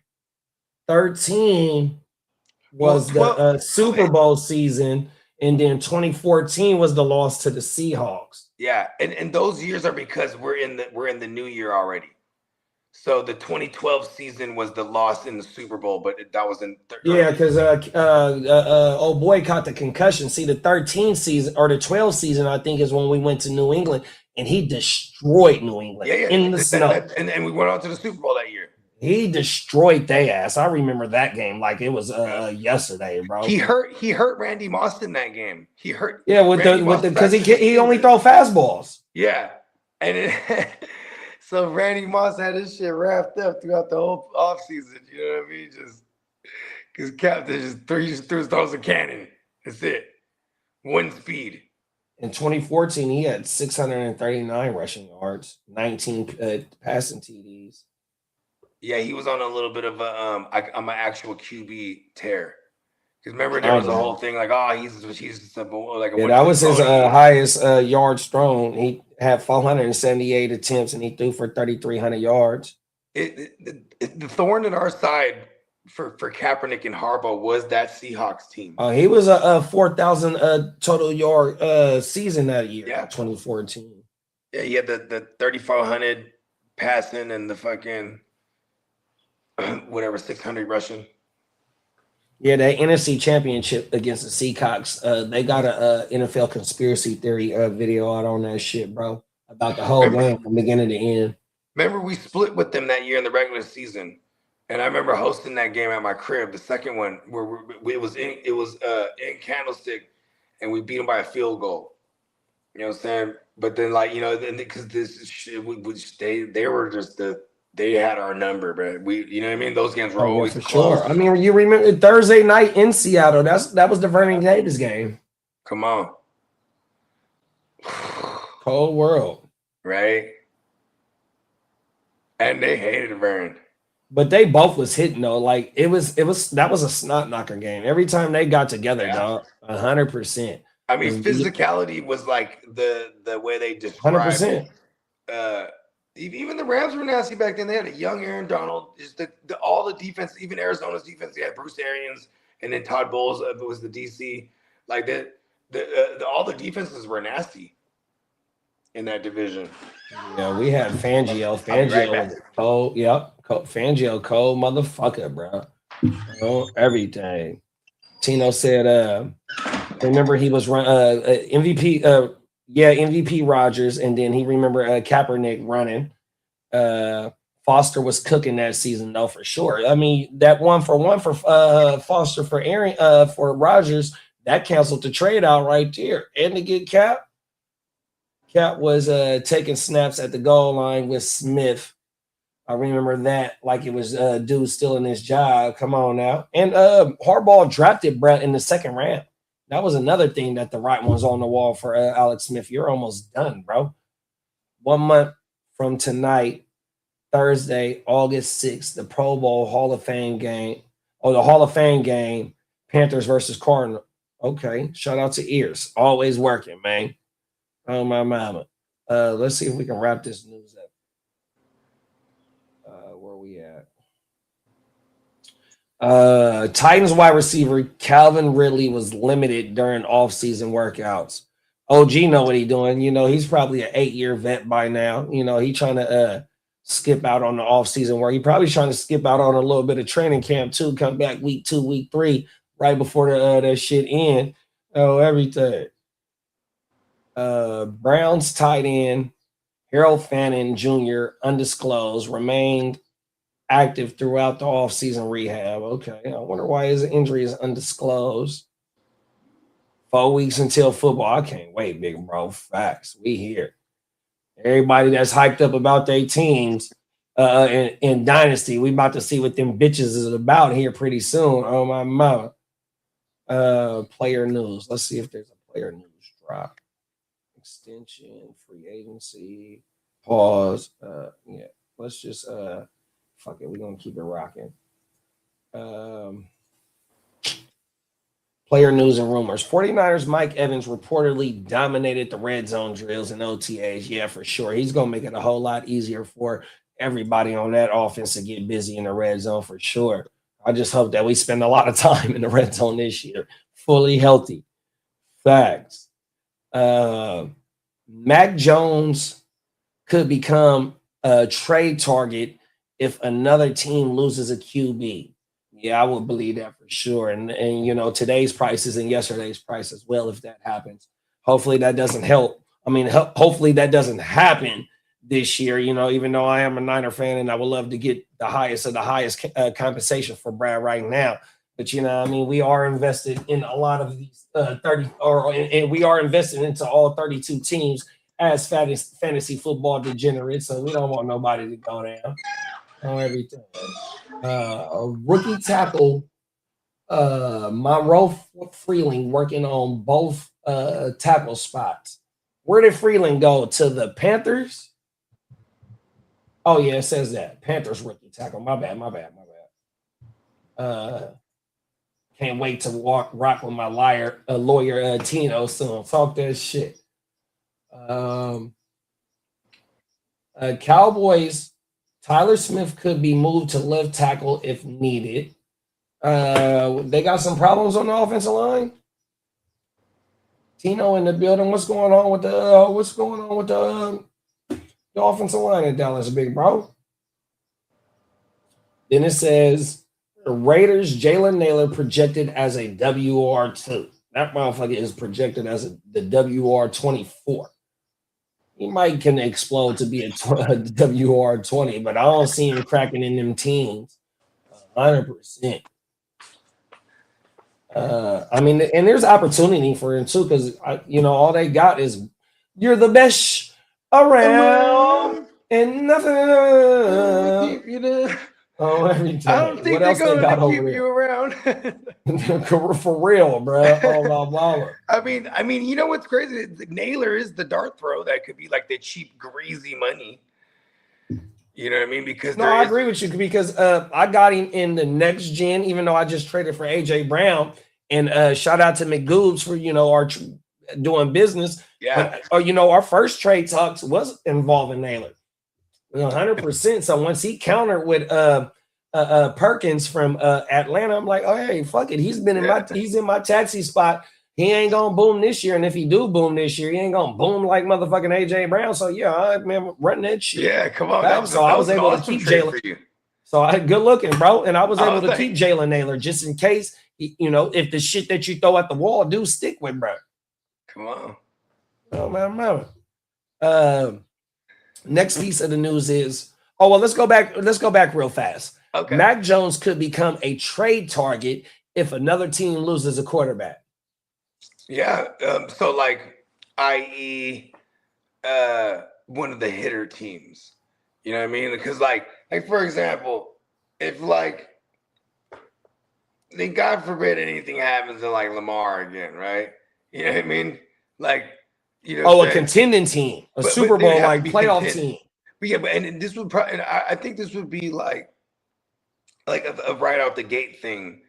If someone got hurt like preseason or they got hurt early on, and you know what I mean, then I feel like that. But even worse, if we're getting towards the trade deadline, and then one of these contending teams gets hurt, their starter gets hurt. You know what I mean? Right. Then boom. Like for example, like Minnesota. You know what I mean? Like say like they're in the mix. Boom, Kyler goes down. They're like, fuck JJ McCarthy. Go give me Mac Jones. You know what I mean? So Shanahan, he's prepared for this moment because he took Curtis Rourke and redshirted him. You know what I mean? I don't know if he placed him on the practice. No, because he was hurt. They didn't have to place him on the practice roster. Oh my mama! And then they activated him, later on in the year for him to be able to become part of the 53, if I'm not mistaken. Yeah, so he can get the proper rehab and all that. So, bruh, Shanahan is preparing for this moment. We just don't know what Curtis Rourke for to do, but we're finna see him in preseason this year for sure, big bro. Do you remember how we got the Brock? So, like, we had the Brock on the roster, obviously, fucking Mr. Relevant. At the time, we had Nate Sudfield? Probably was Sudfield. Yeah, so it was Sudfield, and then you had Jimmy and you had Trey, who were already locked in as the 1 and 2, right? It was Trey and Jimmy in that order, right? As Trey was the 1, and then Jimmy's the 2. So like they're like, okay, we only had 3 preseason games, so we see Lance in the first one. They're like, okay, when Jimmy, he has like this ankle, so like we're not gonna see any Jimmy. So then week 2 of that preseason, we're going into Minnesota, and it's like a big deal for Lance. He wants to play because this is his favorite team growing up. I think he's from that area somewhere, if I remember correctly. Either way, that was his team for sure growing up. So even they're like, and Shanahan's like, no. We need to see Sudfield and Purdy more. You know what I mean? So they had Sudfield start that game. They had Purdy play out the rest. And then they were so impressed with Purdy, they're like, all right, we need to see more of this Purdy kid. You know what I mean? Because they were so like, Shanahan was so emphasizing like, I even need my third to be like someone I can count on. And ironically, you know what I mean, he ended up being able to count on Brock down the road. But it started with them choosing the Brock over Sudfield. You know what I mean? They just cut him like, all right, we like this kid, Brock. You know what I mean? And what? That same year. Yeah, Lance goes down like week 2. Then Jimmy plays for like 5 weeks or whatever that is, 6 weeks.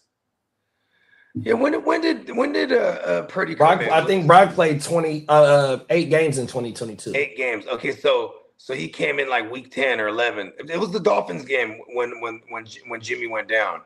We were playing against the Dolphins that year. Y'all listening to a walking encyclopedia right here, y'all. But you remember this though, right? No, Jimmy goes I down. don't remember that. I don't. And in comes the Brock. We're like, oh shit! And he just right out the gate starts shredding. Bro. Oh, you know what, big bro? You know what I do remember about that season is the Arizona game, week 2 or week 3. Fucking Trey Lance had like 15 rush attempts and he got hurt that game. Brett crashed him out. Like every time Lance got in, even his rookie season, he crashed him out. It was against the Seahawks, and you know who hurt him? It was Jordan Brooks got in. He was getting in there, and then it was Cody Barton who ultimately got in there and then fucked up Trey Lance's whole shit. You know what I mean? Shout out to the Code Man. Fucked him up, bro. Do you remember when he tried to truck Buda Baker in the Arizona game?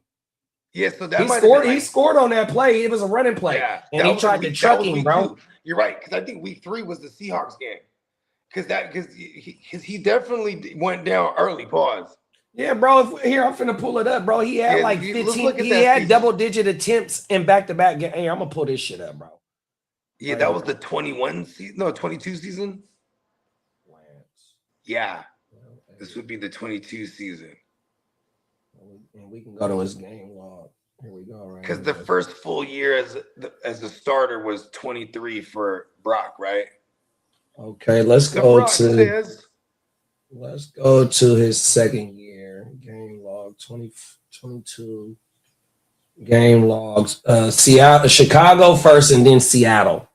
So that's 2022, and then 2021 is Detroit, Green Bay, Seattle, and Arizona. Okay, rushing yards. No, it's not showing us a rushing attempts. Damn it. Let me go. Okay, let me go over here. Pro Football Focus, y'all. It's another tool that I use for my. I love Pro Football Focus. I used to pay for that shit back in the day. For real? What is the paywall give? What does it give you behind the paywall? This was like you would get all these charts and articles from just the different analysts that they had on Pro Football Focus at the time. And like this was before the letter grade and percentage shit. It was like numbers for real back in the days. You know what I mean? It was hella different. Yeah, because every time I sign on, well, I ain't gonna say every time, but every other time I sign in, they ask me if I want to sign up for an account. Yeah. Let me think. It was like $200 like back in the day. $200 for a whole year. For the whole year? Yeah. Oh, they must got some fat shit for that shit then. Yeah, it was cool, but it was funny. It's like all I fucked with was the advanced analytics. And then later on down the road, it was like, Pro Football Reference and all these other free shit. It was like, yeah, cool. But now now Pro Football Focus offers hella free shit. You know what I mean? Yeah, when I do my target breakdown for teams, that's where I go to. Yeah, hell yeah. On my mother. Because they'll tell you the slot targets, they'll tell you the fucking out targets. Back in the day, the guy who does Pro Football Focus, they even have a YouTube channel, but we had that guy on the Run Boys back in the day. And and I wrote the show sheet for that show. It was me, Robbie, and then that dude. And it was funny because he was like, what's your favorite? He asked me, he's like, Bogey, what's your favorite advanced analytic? And I forget what it was called, but it was like clean pocket presence or something like that. Oh, yeah, that's one of the one here. I'm going to tell you right now. Yeah, it's like clean pocket and then dirty pocket or something like that. It's called, I'm going to tell you right now, because I just did one of my quarterback videos. You got clean pocket completion percentage, then you got clean pocket catchable rate. Yeah. Then you got the under pressure, right? What's the under pressure? You got pressure completion percentage. You got deep ball completion percentage, true completion percentage, those are my play favorites. action completion percentage, red zone completion percentage, and blitz completion percentage.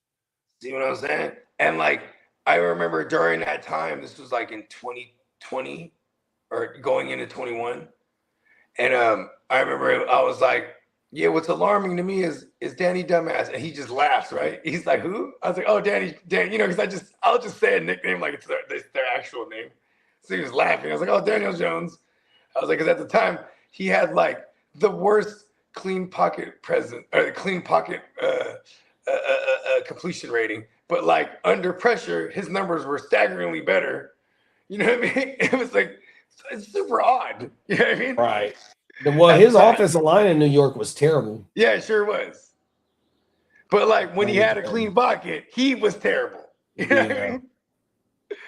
When he actually had a clean pocket, he was bad. He was ass. Yeah, that's just fucking. Oh, go ahead. No, I was just gonna. Bake said Dante Thornton is looking better than Besh. Damn. We still got Bakes up in here too, talking about the Raiders on my mama because of the passing game for sure. Yeah, I'm excited for Cuzzo's over there. Like just for fantasy purposes, like I almost like you know, we shouldn't be far fetched. Like, you know, maybe really let that kid sit the whole year. I mean, Clint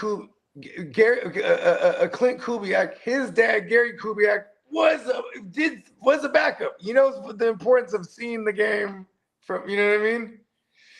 And like shit, that's what helped him become an OC. He was, I want to say when he was the backup to Elway, he was already like the OC assistant or something like that. He might have even been the OC. I mean, for them to go get, who was it, Quay Walker and what's the kid from Philly that they went and got? Was it Nolan? Nakobe. Oh, Nakobe Dean. Yeah. Oh, my mama, you know, they trying to put together something over there on that defense, you know. Right. Who else did they sign? Did they get Morningwig last year? It was Phillips, but then like that had this whole debacle with Phillips last year. Who did they bring? Got a few more. They signed a few more pieces over the last 2 years on that defense. Wasn't it like a safety? Yeah, I want to say they got Morningwig, and then they got I don't know if it's Palomalo's Peoples, but his name is kind of like oh my mama. Yeah, I think they gave him like a little bag too. He was kind of balling here and there last year. Do they still got? I know Devin White's gone now, and then Jeremy Chin. Jeremy Chin was the other one they brought in. Oh, right. It is Chin. That's exactly who it is. It's Chin and the Palomalo Peoples on everything. Yeah. If Chin's still there, that's dope. He's good. Beg said Jack will get his opportunity. Tino said, I'll be out there early this year, bruh. Had FOMO seeing the draft on YouTube last year. Talk that shit. Come on. Everything. Let's go, Tino. Hey, we need you to lead the team. You feel me? Come on now. Yeah, I didn't get a chance to meet Big Bro last year. Oh, that's right. Because I slid out on Saturday. Because remember, I came through hella early on Saturday and I didn't want to leave because we had to get on the freeway that day. Yeah. I'm over there getting fucked up. Luckily, Mikey was the one that started the road trip because I got to get back because it was hella medicine still. It was still drank. Man, I'm not leaving right now. Fuck that. Everything. Real talk. I'm like, yo, this is going down. Din said he coming the same day as Tino. I'll be right back. And then Tino got a damn good question for us. He said, okay, would you say you can get more for Purdy? Would you trade him over Mac? That would just put us in a fucked up dead cap because he's only like 1 year removed from signing his deal. You know what I mean? But you know, I like Purdy's mobility though. You know, he showed a lot of his mobility in the 2024 season when nobody was out there but Juwan Jennings and fucking Kitteh, and he was in and out the lineup. If the 2024 season, and Trent Williams was down, the offensive line was shitty, bro. He showed a lot of his mobility, and he showed a lot of it last year as well. You know what I mean? And that's one thing that he can do is buy time. Mac Jones is a statue, 100%. Only thing that part he can't do. He can't stay on the fucking field, bro. We need 17 games from bruh. If we can get 17 games from bruh, which he played 16 in 2023, that motherfucker was a 4,000-yard quarterback. We ain't had that in a minute. We get a 4,000-yard quarterback with a 1,000-yard rusher or a combined 1,500 rushing yards, almost close to 2,000 rushing yards from 3 running backs. Hey, bro, that means you got a top 5 offense, in which they had last year, but their defense was a bottom league defense. They had top 5 special teams and the top 5 offense. Bro, they was giving up the Winchell's on defense. And you've seen the last 2 drafts and them trading for one of your players, Tino, like they emphasis is defense as well, 100%. But the substation is what's holding us back. I ain't gonna hold you. It's exactly what it is. No, them is facts, bro. That's exactly what it is. Bro, you had Dre Greenlaw completely dominating the Super Bowl in the first half. And all he doing is celebrating with his peoples. And the substation has far reach. The whole world. Hey, you know what too? I remember, because look at earlier this year, it was the week before the playoffs where we're about to play the Eagles, right, on the road. But I was in Santa Clara because it was my goddaughter's baby girl's first birthday, right? So we in this thing, it's cracking, right?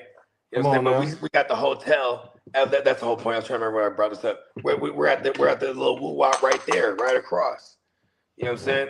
Where I'm looking out my window, I can see Levi's. So I'm sitting there. I even sent it to the group that I'm sending pictures of it. They had the whole stadium decked out for the Super Bowl because, you know what I'm saying, they're hosting type of shit. You know what I mean? Right. But, and like, I sent it to my music thread. You know what I'm saying? Shout out to Prime and everybody. And then, you know what I'm saying, they're like, I've just said jokingly, I'm like, while I'm out here, I'm going to tear down that goddamn substation. And then, it's later on, it's like a couple of days later. And Prime just texted me, so I'm very disappointed in you. I'm like, what? What the fuck did I do? You know what I mean?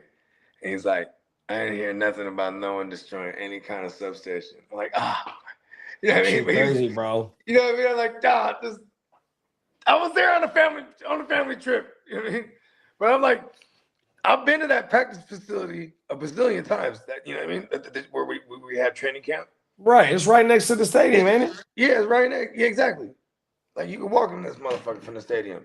You know what I mean? It's you got the little Marriott right there. That's where I was staying at. And it was overlooking the field, you said? Yeah, I'm talking about. I'm talking about where I was staying at to where I was facing Levi's. But it's you can walk. It's walking distance though to the little training camp area. You know what I mean? They got a whole another field right there, and then they got the little stands for the fans to come and watch or whatnot. Right. Should be cracking. No, facts. 100%. But yeah, the substation's right there. Right, facts. So have you seen anything about them, like how Lee said about them maybe moving a training facility? Do you know anything about that? There's some rumors. There's some rumors. And what are they talking about going though? I don't know. I would imagine like San Jose State would probably be like the nearest thing I would think about. It's far away from the substation. It's close enough that you just drive. Most of these motherfuckers live in San Jose. You know what I mean? Do you remember when they used to train in Rockland? Damn, that's a long time ago. Yeah, that's Montana days and shit like that. They used to train up here. That's like I seen videos about this shit. You know what I mean? Like I was young. I wasn't even a mustache yet. I was young bugs. I was lowercase bugs. Come on now. Den said they say no Eastsiders at the West Side draft, but I would just tell them I need my lawyer present. I got you, Brownie. You know what I mean? But see, that's the thing though. But that's the thing though too. It's like, what's his name's in that joint? AJ's in that joint, and like Pesci, he was in it last year. Pesci be hella finicky with everything because I'm like, listen, you gonna be in it again? But they both in the East Side League too, though. Yeah. But AJ and Pesh. Yeah, like Pesh jumped in because we needed a spot. He's like, all right, fuck it, I'll do it. We talked him into it. But here's the thing too. This year, I'm like, you coming back, right? He's like, I'm gonna be out there. I'm like, well, what's up, dog? You in this thing or what? You know what I mean? Come on, like, now. what's that in it, dog? Nah, it's 200, right? I'm like, yeah, because he was also another one who had to chase down. And he was paying like, little payments, which is fine. But then he stopped after like $100 worth, and then he gets into the playoffs. I'm like, come on, dog. Then he ends up getting whatever third or whatever. Yeah, he went on a run at the end. The second half the second half of the season to the end of the season, he went on a run.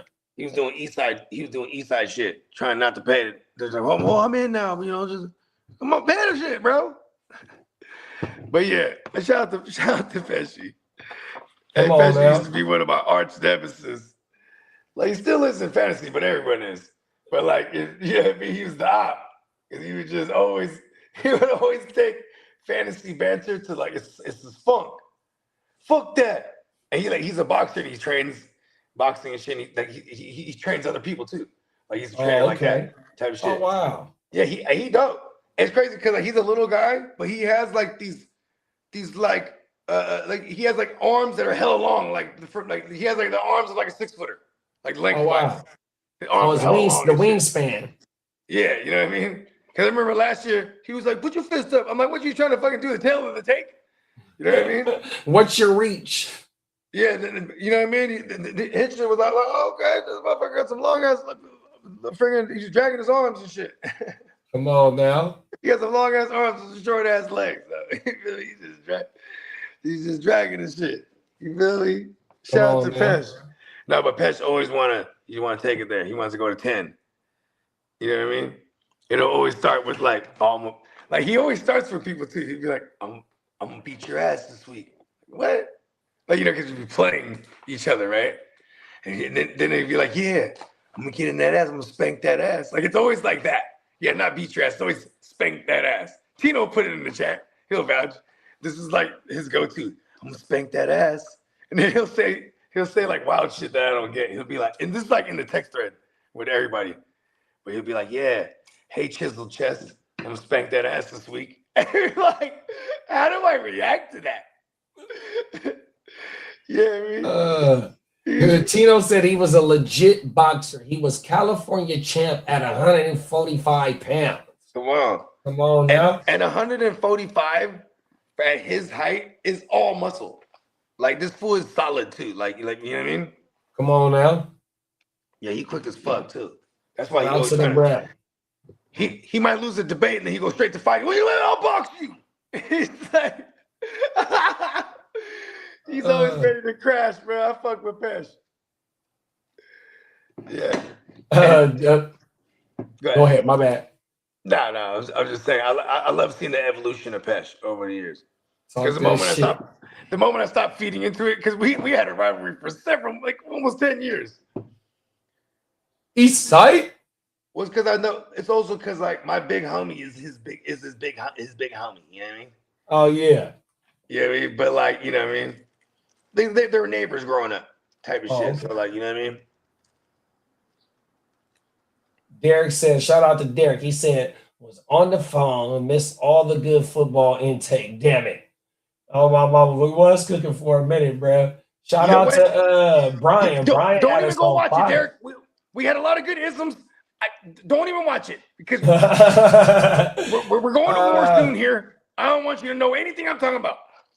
Brian, Brandon, Tino. Who else was in that motherfucker earlier talking about? We had three newcomers. Shout out to them. Yeah. Brian, and Kryler. Yeah, Kryler. Siler. I think his name was Kryler. It would be Siler, right? Oh, Slyly, Kryler. That's the Kyler Murray talk on. Oh, I'm burnt out, bro. Get the fuck out of here. Oh my goodness. Emil was in here, Crooked was in here, Soundwave was in this bitch, Marco was in this bitch. Oh yeah, it was going down. Bake said there's only one The Brock. And his last name happens to be Bowers, not Purdy. Oh, come on. Now he's trying to take the Brock title from him? You can't take the Brock title from the Brock. Brock can't take the Brock title from the Brock. Listen, the Brock's already been to a Super Bowl in Brock's house. Oh, yeah, we lost it. Banks gave us some insight about Joe Pesci's playoff run. He said Pesci was cool. Only reason he made that playoff run was because I traded him back his starting quarterback in the brisket. Yeah, that's what he was searching for, huh? Was a quarterback. Because he had dropped the brisket at one point. Pesh. And see, Pesh do crazy shit like that though, because he goes, "Oh shit," because then Brissett blows up. Oh, I gotta have him back. Like, I love Pesh, man. Yeah, I was trying to trade him Daniel Jones on everything. I remember that now. Daniel Jones, I was running with Caleb and Drake May, and I had Danny Dumbass sitting there, and he ended up getting hurt. I wish I would have sold high on him. I don't know if Danny's watching, but he definitely traded him Puka early. I forget what the trade was. It's not important, but just the fact that he sent the Puka, and I was mad as fuck because it came back to hit me in week 14. It was winning, I'm in. Denny traded me Pickens. Hey, Denny was going crazy. Oh my mama, because I gave him Dobbins. Because I think one of his running backs went down or some shit like that. That was a damn good trade for you. Oh my mama. But that was early though. Yeah, that was hella. That was like within the first 4 weeks, I think. First 5 weeks. I want to say that might have been week 3 or 4. Something like that, bro. Facts. Because then there was little flurries. Trades were happening like flurries in that league. Just doop, doop, they were popping up here and there. I like it. Banks had that shit shaking right out the gate. He was like, listen, I'm about to, you know what I mean? We're about to flip the whole script. Come on, man. Yeah, I'm excited. Banks is locked in again. You know what I mean? It's going to be good times, bro. Yeah, we right around the corner. I need to holler at you too, Banks. You know what I mean? You know what I mean? If there's a dish that you want to whip up, you let me know, and I'll go get all the ingredients type of shit. If you were down, honestly, we just appreciate him as a guest. He is a competitor too, so he will. You know, you don't have to cook, but that would be dope, right? You know what I mean? Because he's one of them. He's one of them ones. We're gonna have like it's almost like a little mini chef off. It's facts. Hey, but I don't get paid for that shit. My boy get paid for that shit. That's a fact, right? Oh. Well, we need the gumbo. We need the gumbo. He could even just be like an overseer, if anything.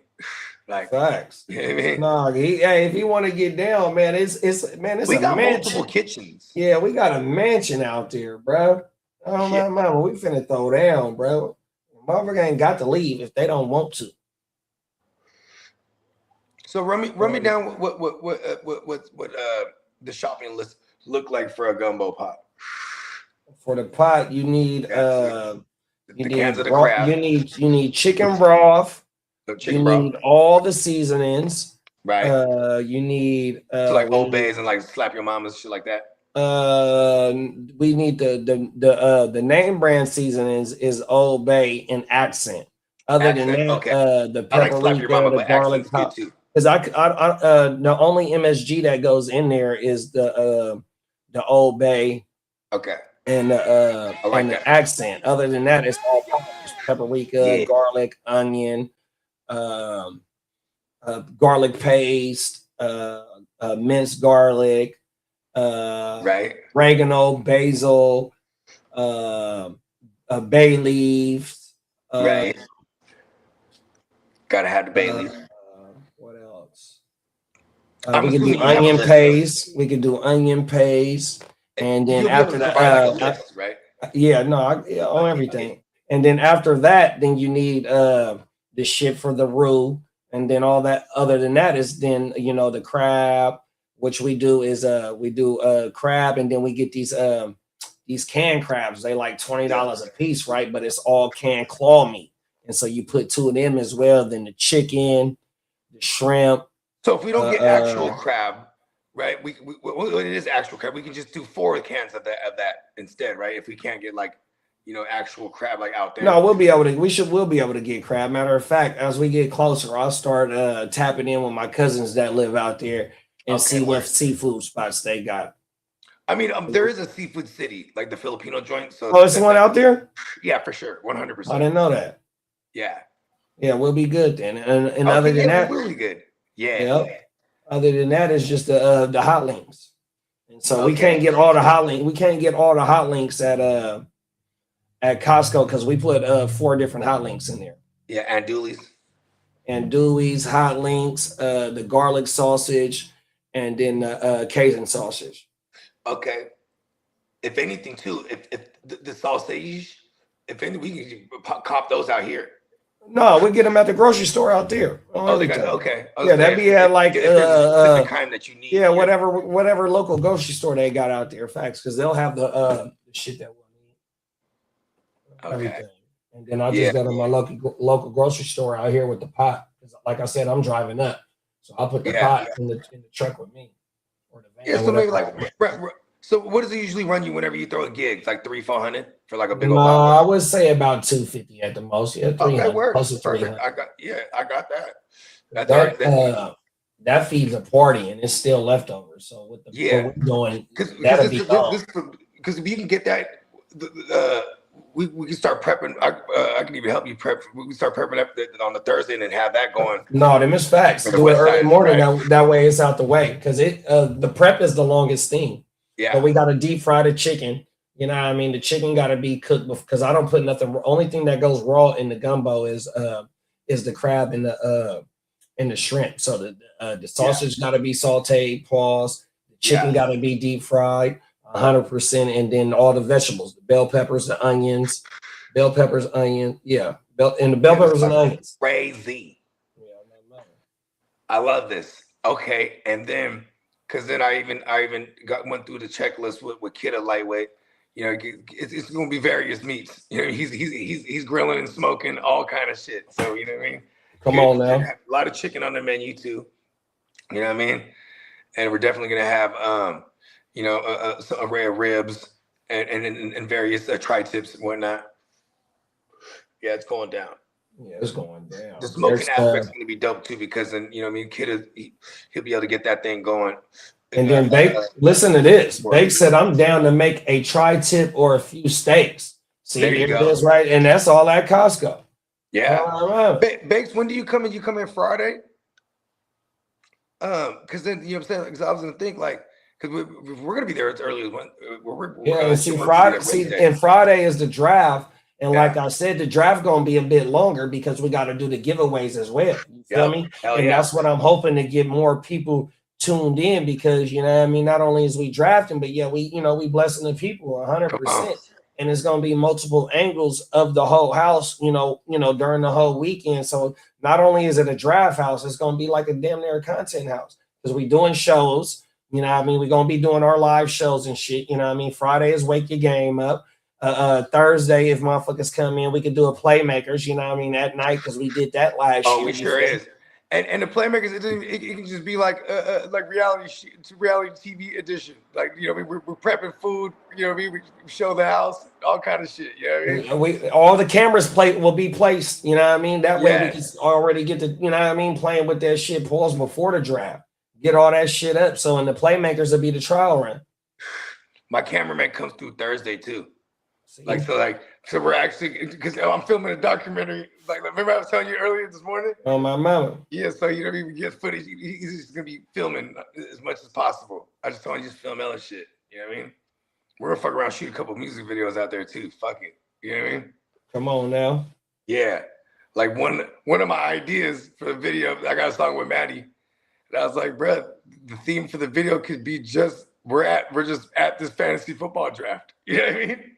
Come on now. Yeah, just footage from the West Side League. It's it right there. Boom. And then, it's kind of, and it looks like reality TV show-ish because you're going to, from my guy filming, you're going to see all the other cameras everywhere. You know what I mean? Right. Yeah, that's going to look dope. Because it's like some behind the scenes. The West Side is a reality show. Oh, it's not no draft. That shit is a reality show. Real talk. Bro, we're going to have reality TV show under our belts. That's what I'm saying. Hey, we gonna turn this shit in more into it's gonna be more than fantasy football, bro. It's already more than fantasy football. The Bogeymentary is popping it all off, bro. Oh world, bro. Derek said he can't wait for Vegas. Facts, bro. Right. Y'all ready for Adam to go around asking everyone who they drafted? I'm here for it. Crab Costco crab is cheap at Costco. Yeah, them is facts too, big bro. Okay. For 4th of July, they had all that shit out on ice, on everything. My wife even sending me pictures with facts. Yeah, we're going to Costco. Bake said he coming in on Friday. Okay, word. Derek said he there on Wednesday. I'm there on Wednesday too. Yeah, so is Tino and Steamboat. Oh yeah, Tino. I'm not sure if you're aware of that. Diamond Joe, he said he's going Wednesday too. So yeah, make sure the 19th is the 19th. So we're going a day early. Come on now. Well, because Tino got comp rooms. You know what I mean? So he's gonna be all right. We're gonna see him every day, but he has his own palace. That's how we was last year. Wifey had a comp room at the Trump. Yeah. He was kicking it in that motherfucker. Everything. Going down. Bake said, I got a butter garlic roasted baby red potatoes recipe. Also some General Tazo green beans with bacon bits. Oh shit. Okay. See, that's a plate that you pay for at a nice ass restaurant. I'll go get a bag of some baby red skin potatoes. You know what I mean? They got them at Costco. Yep. Bacon, bong. Got them at Costco. Yeah, that Costco runs everything. Facts. Yeah, because the way I did it, think about it. We get all the drink. Yeah, we get food from that bitch. We get snacks from that bitch. If they don't have what we're looking for there too, there's a Bevmo, and it's basically Costco prices. You know what I mean? Come on now, Bevmo's my shit. Yeah, Bevmo. Hey, what's the other? No. Total Wine and More is my shit. That's who I fuck with. Oh yeah, they got that. They got one of those out here. Yeah, they because the way I have it work, everybody threw in X amount, and then I made them throw in an extra 100 each. So now I just boom all that money we're stocking up right out the gate. Boom, food and drinks. Boom, one shot. You know what I mean? Come on now. Right? It's going down. Peacock said, work kicking my ass today, man. Hopefully you get in and get out, big bro. Yeah, hurry up this weekend. Hurry the fuck up. Right? I know. Look. Yeah, but we're on Wednesday Eve. That's how you got to view Tuesday. You're on Hump Day Eve.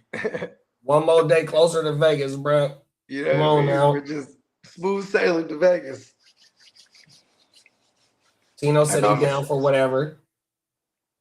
Come on. Then he said, "Are you guys staying in Henderson?"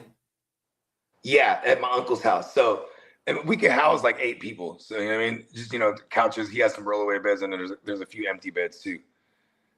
He said he might stay at a casino there in Henderson. Okay. That's what Tino said? Yep. Okay, word. Yeah, perfect. Street Fighter. Right. Peacock said 76 emails down and 17 jobs submitted. Still need 5 more jobs and then 6 more videos. Sheesh. Yeah, you grinding today, big bro. Come on, B. Derek said, the hard work you put in too. earlier in the week, I would imagine makes the load easier towards the end of the week, right? Hopefully, bro. Yeah, hopefully. And then Derek said, I feel you, Peacock. Work killing me too. And I'm working OT until 6:30. You got a few more hours too. Derek. 2.5. Derek, you know what's crazy is Derek, his boss really be riding him. Like his boss really be riding him. Punk motherfucker. Derek, hopefully he ain't watching. You know what I'm talking about. Yeah, hopefully Brian ain't watching. My bad, supervisor. Cold world. Shit, man. We almost 4 hours in today, y'all. Yeah, we was rocking today, huh? Shit, we could put a ball on this. Peacock said I got about an hour and a half before 4 p.m. when I take my last hour for lunch and call it a day. Damn, bro. Nice, that's smart. It's like getting off early. He's like, it's my lunch, and then I happen to be off after. That's how it was for my job, because I didn't take no break, so I take an hour lunch, and then after lunch it's only an hour and a half. Oh shit! This shit cut me out. Fuck it, take us home. You got anything going out? They hate no big bro. He's got the Matrix. That's what he has. Oh, I see you, big bro. Okay. Facts. I got nothing else. Just everybody take advantage of the last couple of minutes of the sale. Will be a little while before we get something else going. on that, but neonpeacockmerch.com. Ooh, now. Down, no, you've been hella busy. Never mind. I forgot. I was gonna say if you got a chance to do the Nah, little yellow color. No, yeah, no I've worries. been stupid busy. Like I haven't even had a chance to eat. I'm about to order the Batman joint though for show. Yeah, I threw that in my car. How long do I got? Like a couple minutes, you said? I don't know. Like I said, you said 5 o'clock p.m. You got 2 hours. You got 2 hours. Yeah, I got 2 hours. Okay, perfect. Yeah, but there should be a sale coming up. Let me see if I can get the date for you here in a second. Ooh, we're getting the inside skimmy right here. Come on now. It's ending, but the other one will be it. You're looking at about 2.5 weeks from now. We'll have a $12. Okay, not bad for the banger one. This we'll have a $12 flash sale on t-shirts. Just the $12 t-shirt sale only. Everything else is still regular priced. So yeah. No hoodies, no 35% off the whole deal. Just $12 shirts. Cool.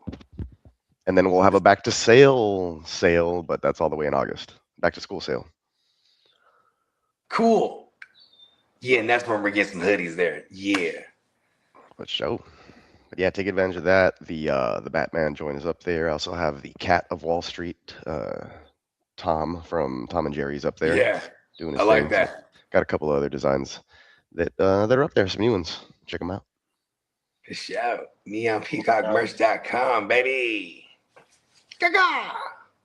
Gang in the building, y'all. Let me see.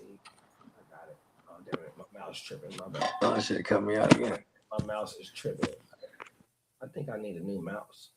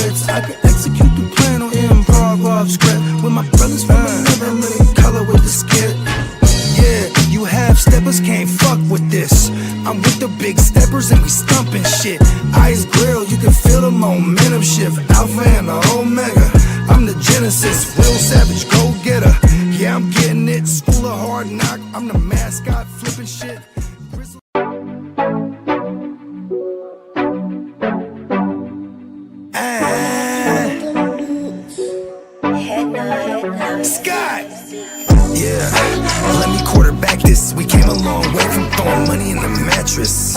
I played a long game to get rich. They say the game is a bitch, but the bitch is the baddest. Bowie Scott Flame won't change my name like I'm Cassius. Keep flame cause I'm cautious. I'll burn you to ashes. Double cross the bosses and get hit with the ratchet. Can't fuck with suckers, that shit is contagious. Count 100,000 blowing clouds, hella anxious. Maybe a doctor, but I ain't got no patience. All top shotters on my roster, they gon' race shit. Transporting weight cross states in my spaceship. Sky free, but ain't nothing free, bro. Allegedly 4 feet.